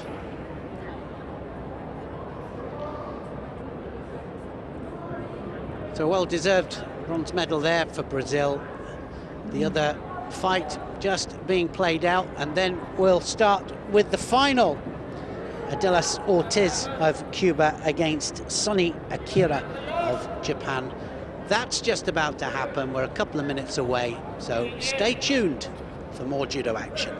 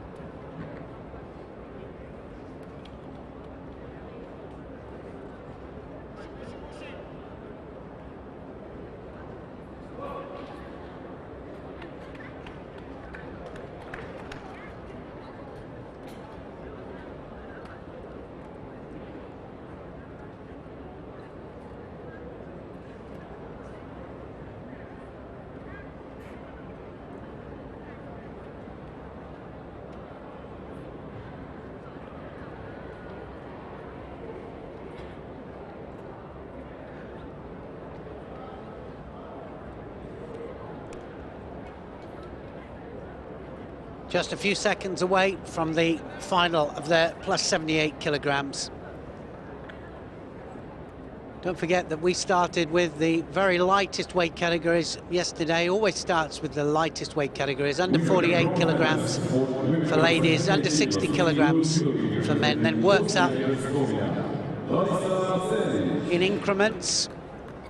7 weight categories in the ladies, 7 weight categories in the men's. And we in the Masters here have 7 weight categories per day. But I hear that they're going to change the format just slightly, and most Grand Prix Grand Slams are over 3 days, which means that we have a 4-3-4. We have, sorry, a 5-4-3. 5-4-5. 5 weight categories on the first day. We have 4 on the second day and 5 on the second. That's the way it normally runs, but in this particular tournament we've done 7 weight categories on the first day, 7 today. Here we go.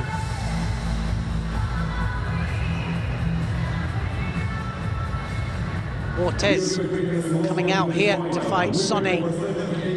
Ortiz, the former Olympic champion. She's the existing, the world champion at the moment for Cuba, and she's against Sonny Akira of Japan.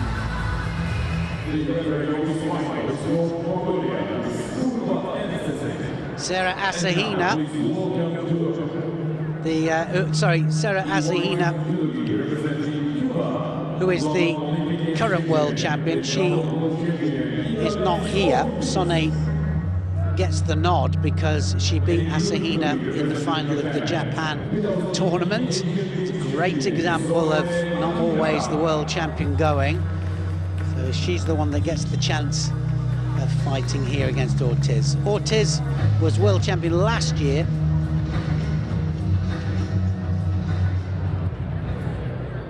She was the one that narrowly beat Asahina in that particular final.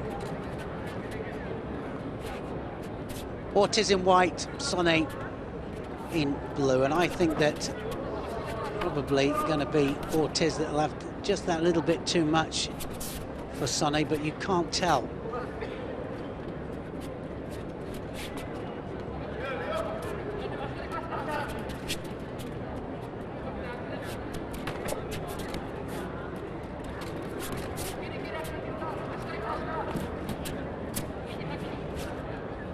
left against right situation here. Sonny trying the left Ouchigari there. Ortiz will look for the drop down Cianagi. Surprising for a heavyweight.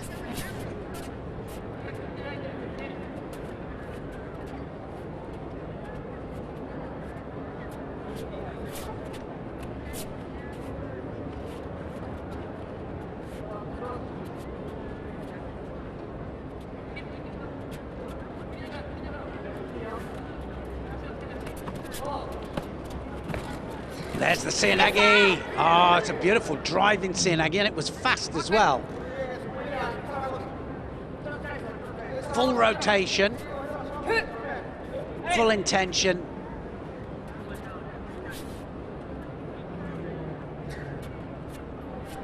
It's like a personal coach up there. Ortiz.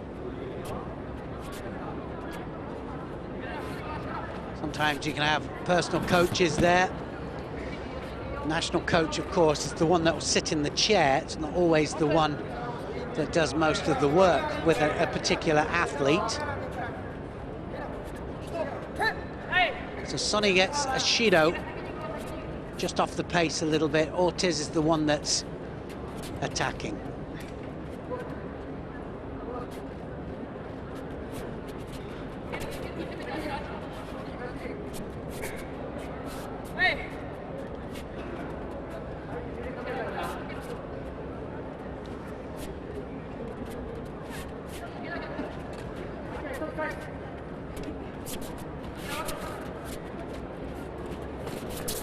Ouchigari, oh, that was very close.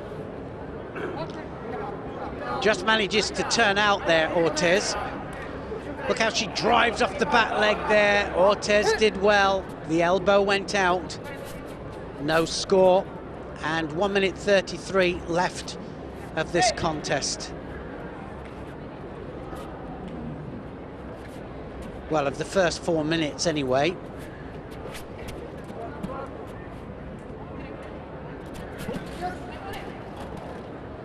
Left-handed stance, right-handed Ouchi, right-handed Cianagi. That's interesting. So again, attacking to two different flanks. Kodamoto is in the chair. World champion and a great judoka. In the chair for the Japanese, that is. This time goes on the other side, Sonny. Well, this really would put the cat amongst the pigeons in the heavyweight division in Japan, because Sonny is fighting for Asahina's place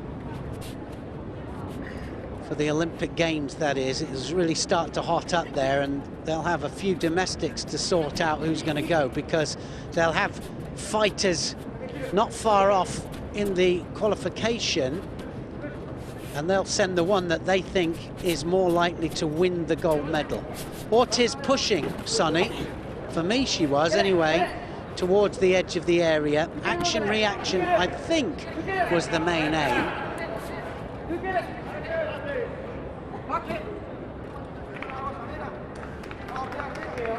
And again, that's down to intention. If you intend just to push them out to get them penalised, then it'll go against you.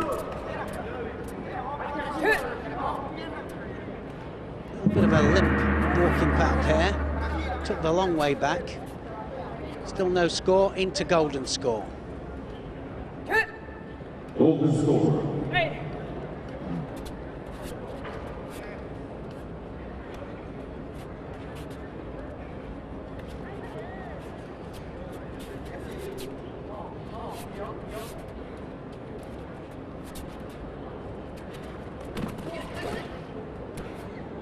Take her with the hands there. Very poor hands from Sonny. She might just get another Shido for that. You've got to take them with you.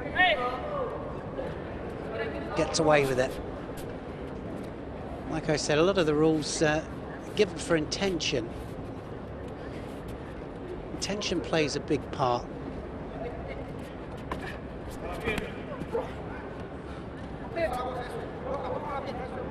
This time it's Ortiz that does the drop Seoinage.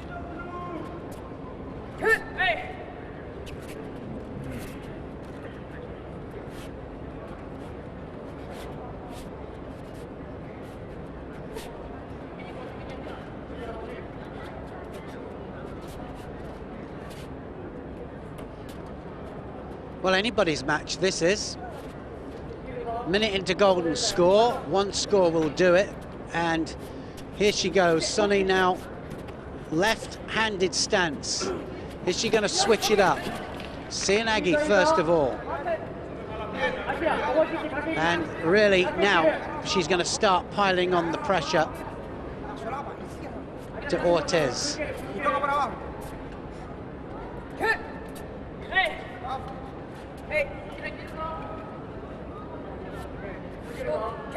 Ortiz gets a Shido, one Shido each.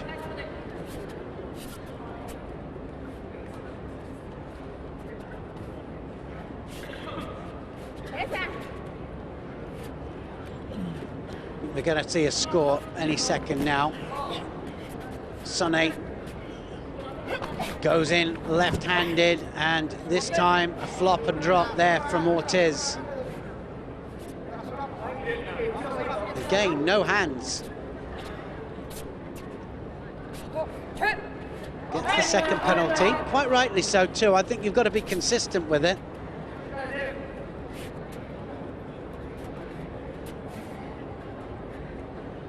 What I like was that the referee just hesitated a little bit, just didn't give it without thought. And for me, that's a second penalty to Sunny as well, because Sunny went down, no hands, no rotation, and she's going to get it. So flop and drops getting penalised, and it looks like it's going to be down to a third penalty here. So who wants it most?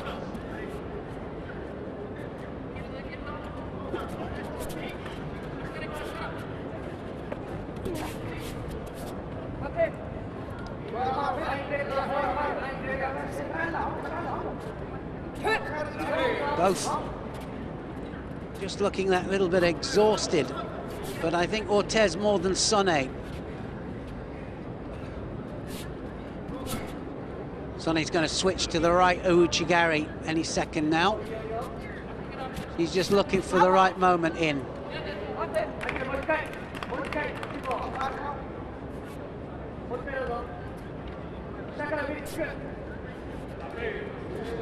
Ortiz is going to get it. She just literally fell onto her knees to avoid anything.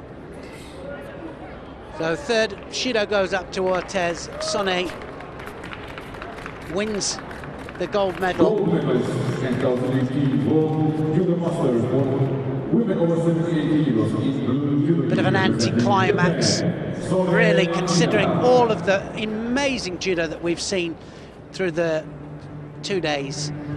That one, though, was all about penalties.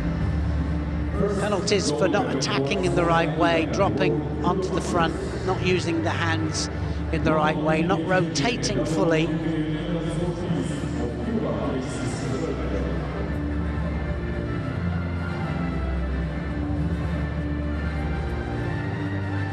Former Olympic champion and world champion gets beaten by Sunny, and like I say, that will put the cat amongst the pigeons there with Asahina, who will be watching this every step of the way. Minus 100 kilos category presentation.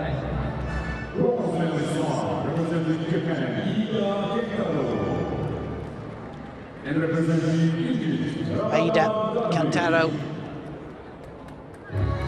Good performance from him. Beat Palchek. A nicely executed technique. And Darwish, from a world bronze medalist, just really having a great day today. Just lost in the semi-final to Hagva Seren, but manages to secure bronze. Silver medal, Hagva Soren. He was injured, couldn't fight final, which was an awful shame. This man here, Lipitiliani of Georgia, on top of the rostrum. Moshe Ponte, the president of the Israeli Federation,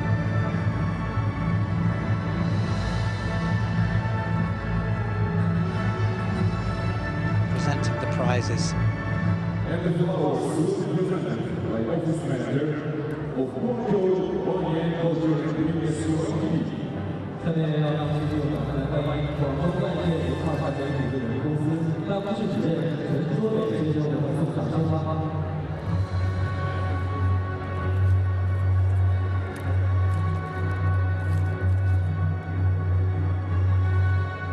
Well, I know that this man here, who's a great sport, win or lose, will be very, very happy to have won this World Masters. Now, hand over heart, national anthem of Georgia.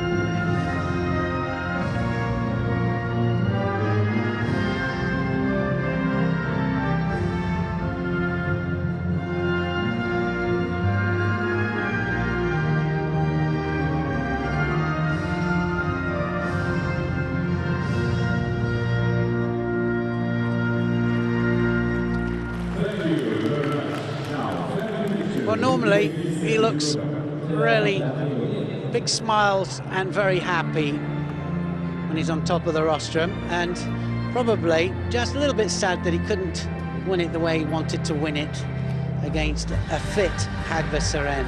Hagva Soren was nursing 2 ribs that apparently are out, and so couldn't fight the final. Aida of Japan, Darwish of Egypt get the bronzes. Hagva Soren, well-deserved silver. Lipitiliani of Georgia receives the gold medal.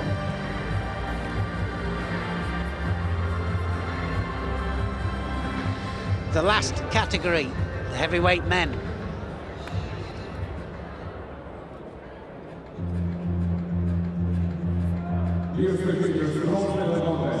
Bashev of Russia against Kagura of Japan.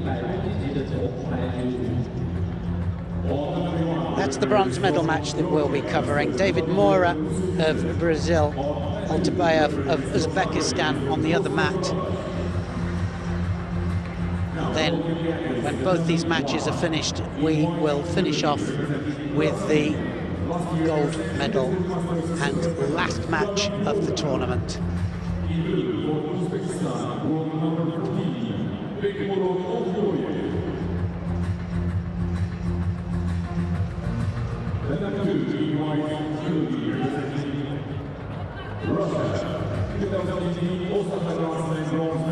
Bashev of Russia.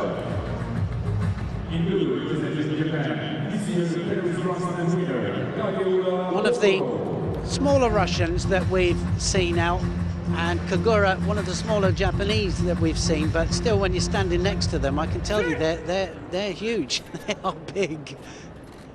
But I think we have got some giants in the heavyweight division. Certainly when they're standing next to Teddy Riner, you can see a big difference.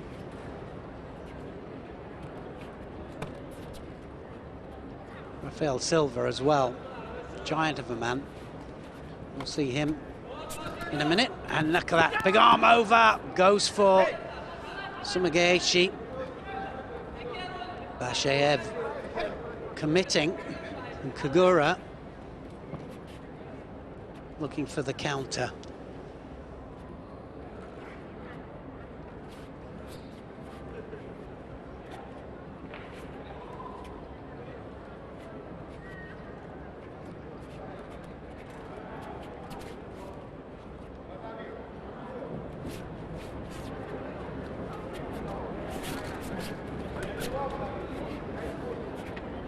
Going both right and left, Basheev.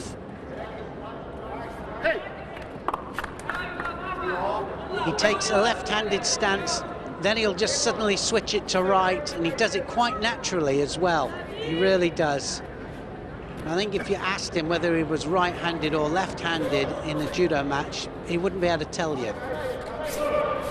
The last person I saw like that was, of course, the great Angelo Parisi. I'm sure that Basheev will be glad to be mentioned with the great Angelo Parisi, time Olympic medalist.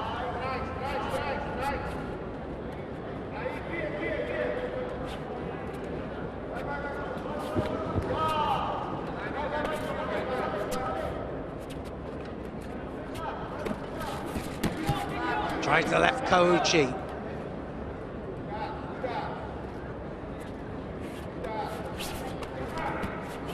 Kouchi again, Sinagi. Oh! All Basheev at the moment. Kagura very close to getting a penalty for passivity. Saying that, and I mean, he's trying to get close to him. Sometimes the gripping strategies are such that you really are fighting to get the right grip and the right moment to be able to attack.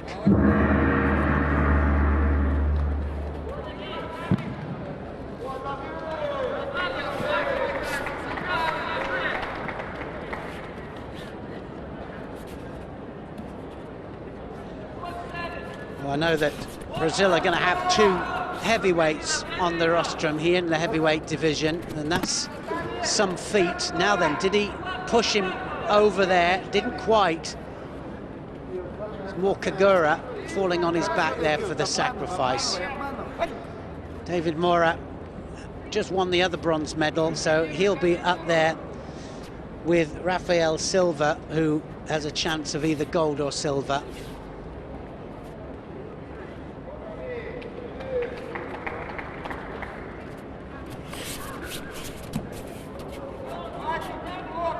Good work from Basheev. Lost in the quarter-final stages, Basheev.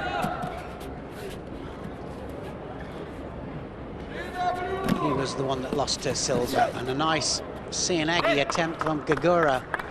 Good attacking stuff here from both of these fighters.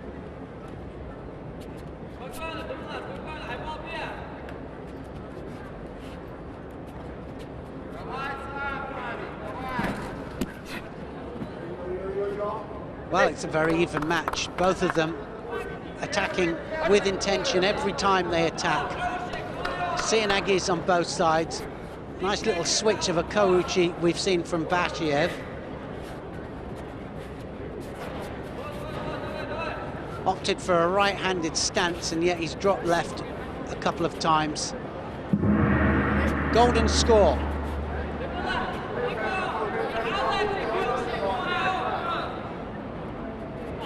Golden score.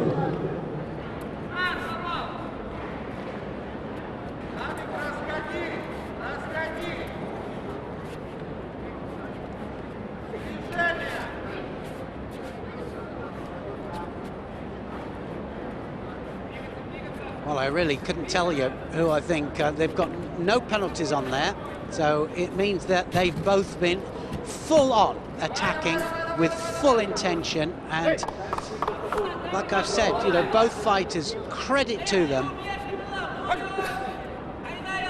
Good pace as well. Got to be, because you've got to attack on a regular basis, and it's got to be hard as well. It's got to be a hard attack. Strong attack, should I say.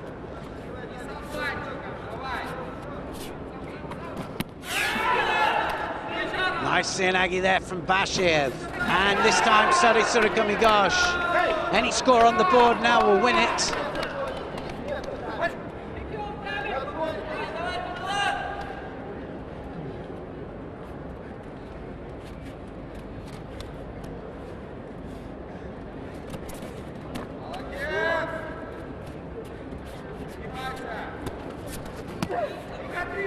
Reaching Osotogari there from Kagura.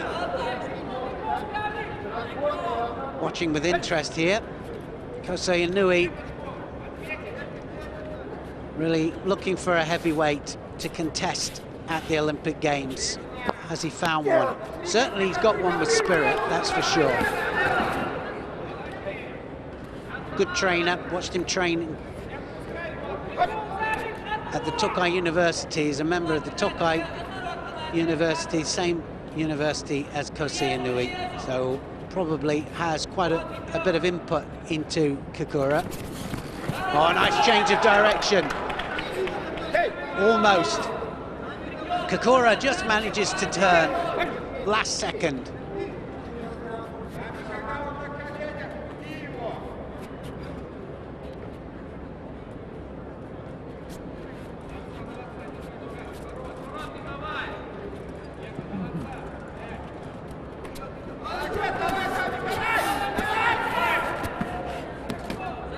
Well, this time Bashev coming in full on, looking for the Makikomi. The Russians there, getting behind their man.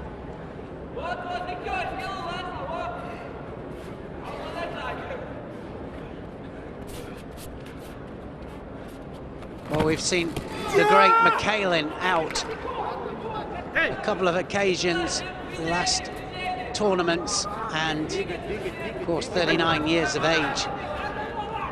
Can't really keep it going for another 2 years, and not only that, certainly nowhere near the work rate this man has, not now anyway. He was men's world champion, that's going to be it! Yes, he's going to get it on that. He's going to get the Wazari. Bashiev is going to win the bronze medal, and that was a beautiful Sorisora Komigoshi there from Bashiev. Kagura goes over the top. No emotion from Kosei Inui.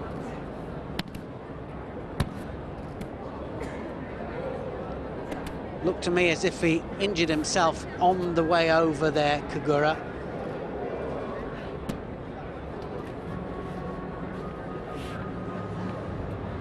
Bashiev of Russia.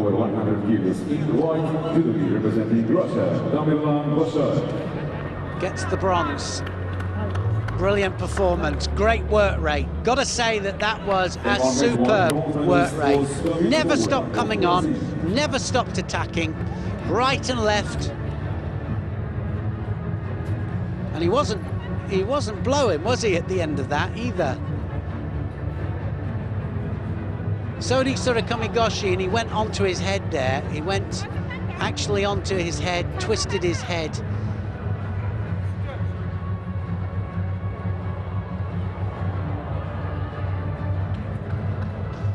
So hopefully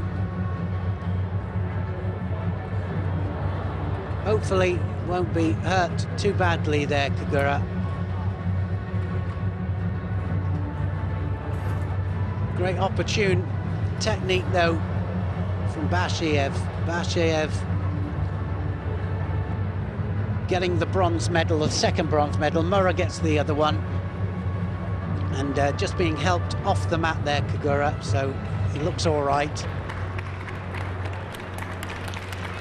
Sorisora Komigoshi coming off the opposite shoulder. Kagura tries his best to avoid it.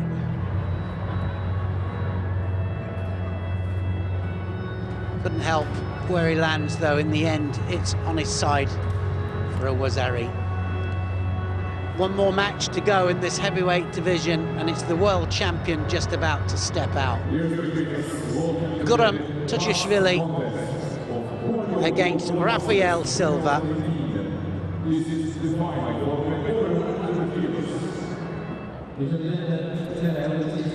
Only 23 years of age, Tuchishvili, and we saw him when he was 20 years of age against the great Teddy Riner. Caught him with an Ashiwaza, almost scored, almost upset all the odds. Riner just managed to win that one. But since then, Tuchishvili, without Teddy Riner being at the last World Championships, but it gave him an opportunity to win his first world title. Tuchishvili wins the world title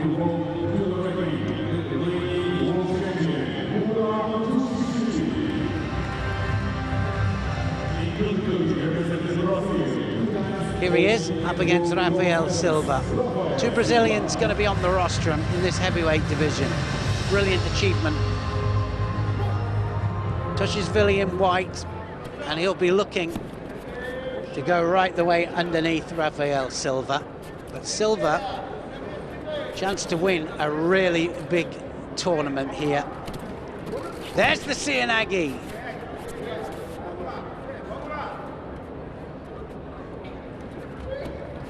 The winner on the last two occasions, Tushishvili.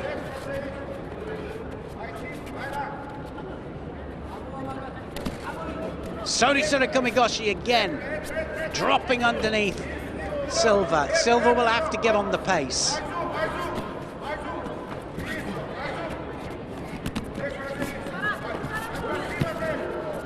And now, has he got it? Did that score? Couldn't see it from this angle. It wasn't far off, and now he's on top. Tushishvili is on top.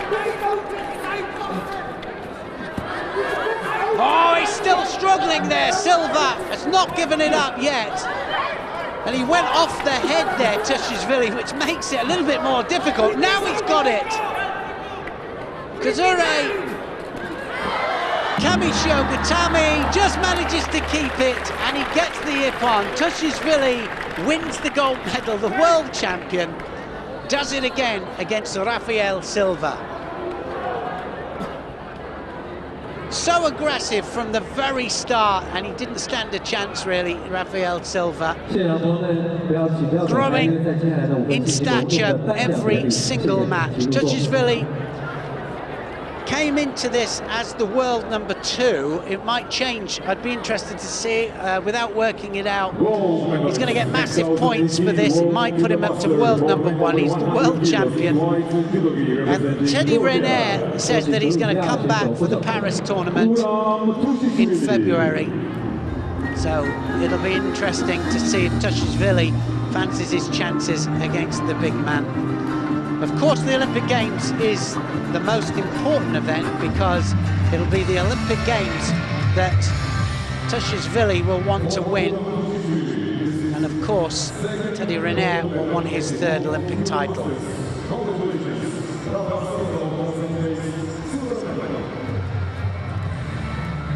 Manages to turn Rafael Silva onto his back. Secures the hold, has to hold for 20 seconds. Opts to go just onto the arm there, but Rafael Silva wasn't fully content with that.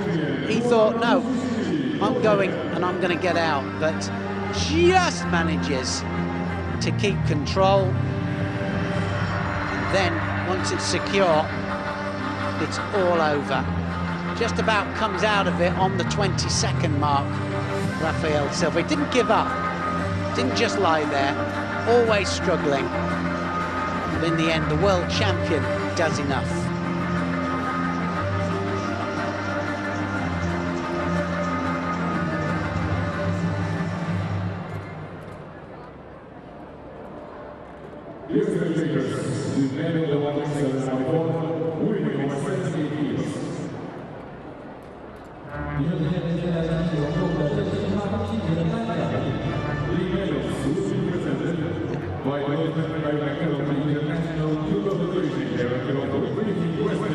Two gold medals for Georgia in the second day of competition. Lipitiliani and now Tushishvili. And that will put them second in the medals because other than Japan, who've had an absolute rout of it, they're the only ones to have won 2 gold medals. First of all, though, let's concentrate on the presentation of the +78s and the +100s, and I'll give you a bit more information on how it's unfolded here at the World Judo Masters. It's the last of the judo action, but we've got 2 medal ceremonies. This one is happening right now. Althamam of Brazil and Cilic of Bosnia-Herzegovina get the bronzes, and Idalis Ortiz of Cuba gets the silver. Sonny Akara of Japan wins the gold medal.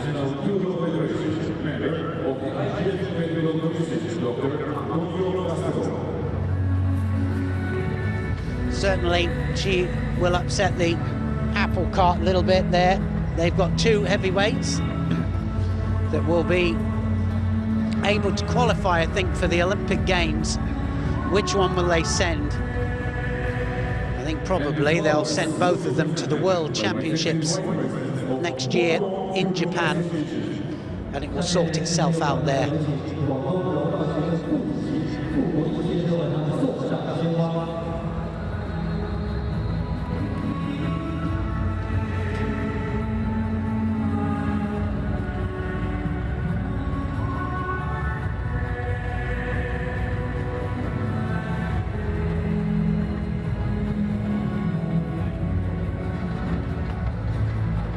Ladies and gentlemen, please rise for the national anthem of Japan. Now the presentation of the national anthem of Japan.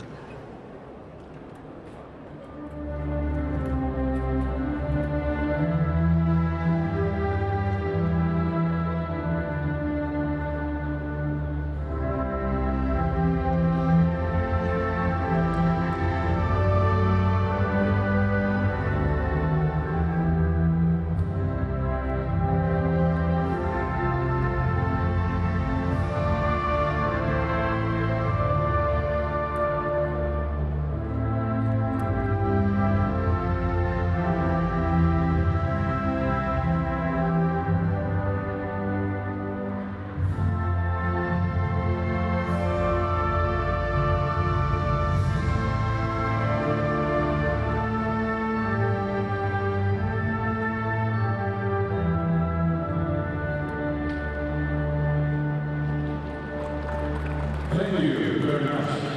Family picture with the Untitled Judo. 下面我们一起来会有一点点。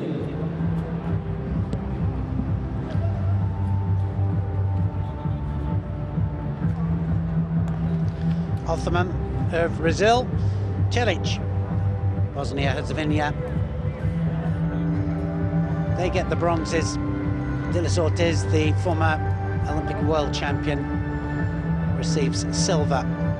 And Sonia Akira of Japan. She gets there sixth, she gets seventh gold medal of the tournament for Japan. 7 gold medals for Japan. And quite clearly the nation to beat. Georgia have come second because they have 2 gold medals, and they came today, the same day. Other medals have gone to Russia.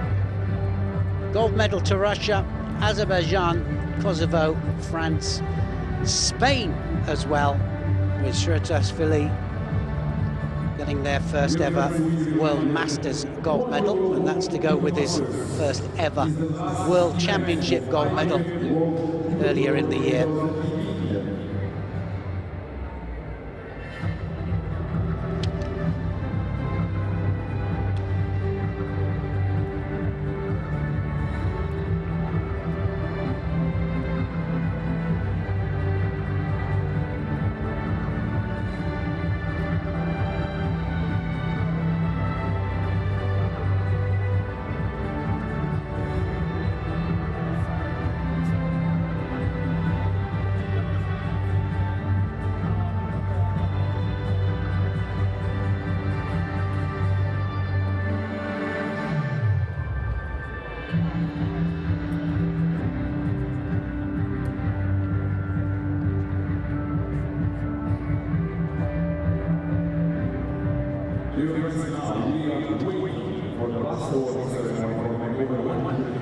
One more medal ceremony to come.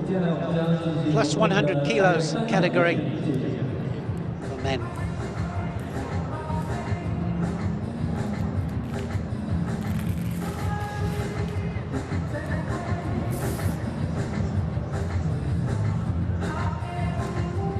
Don't forget that this is the last event of 2018. What a year it has been. It's been an amazing year of judo. Ups and downs, as you would expect. finishing with an ippon. Got to be the name of the game, hasn't it?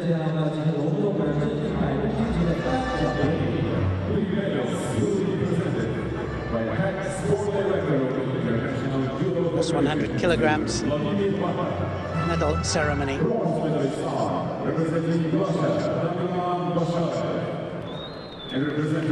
Vladimir Bata presenting the prizes.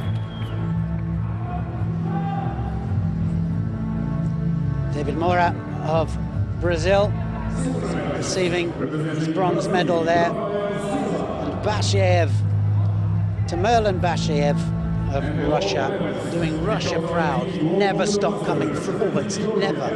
And that was truly fantastic to see. Rafaela Silva of Brazil gets the silver medal, and that will put him up there again. We thought Moura was ruling the roost there for Brazil, but they keep putting them both out there and they both keep producing. But it was this man here, Tushishvili of Georgia, that once again has managed to win the gold medal. What a year he has had.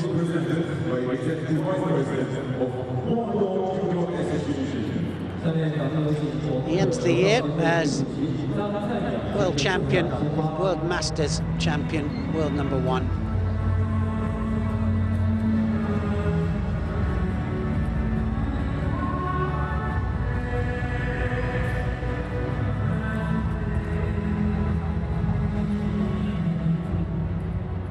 Ladies and gentlemen, please rise for the national anthem of Georgia.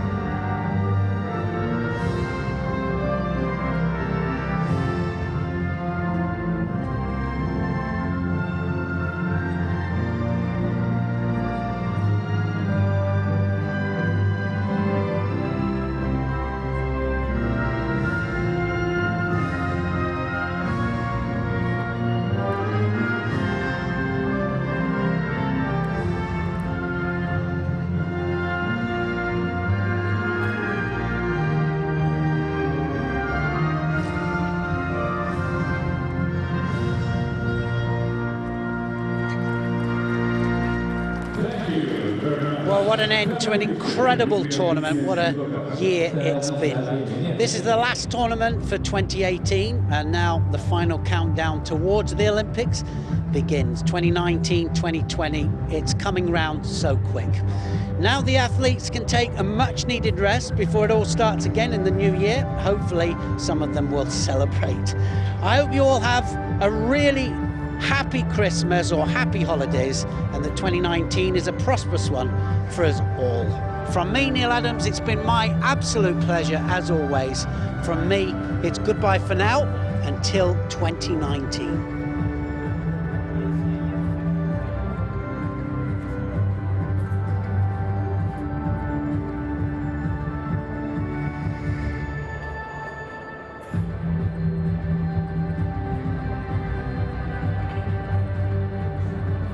Dear friends, this is the end of the Guangzhou World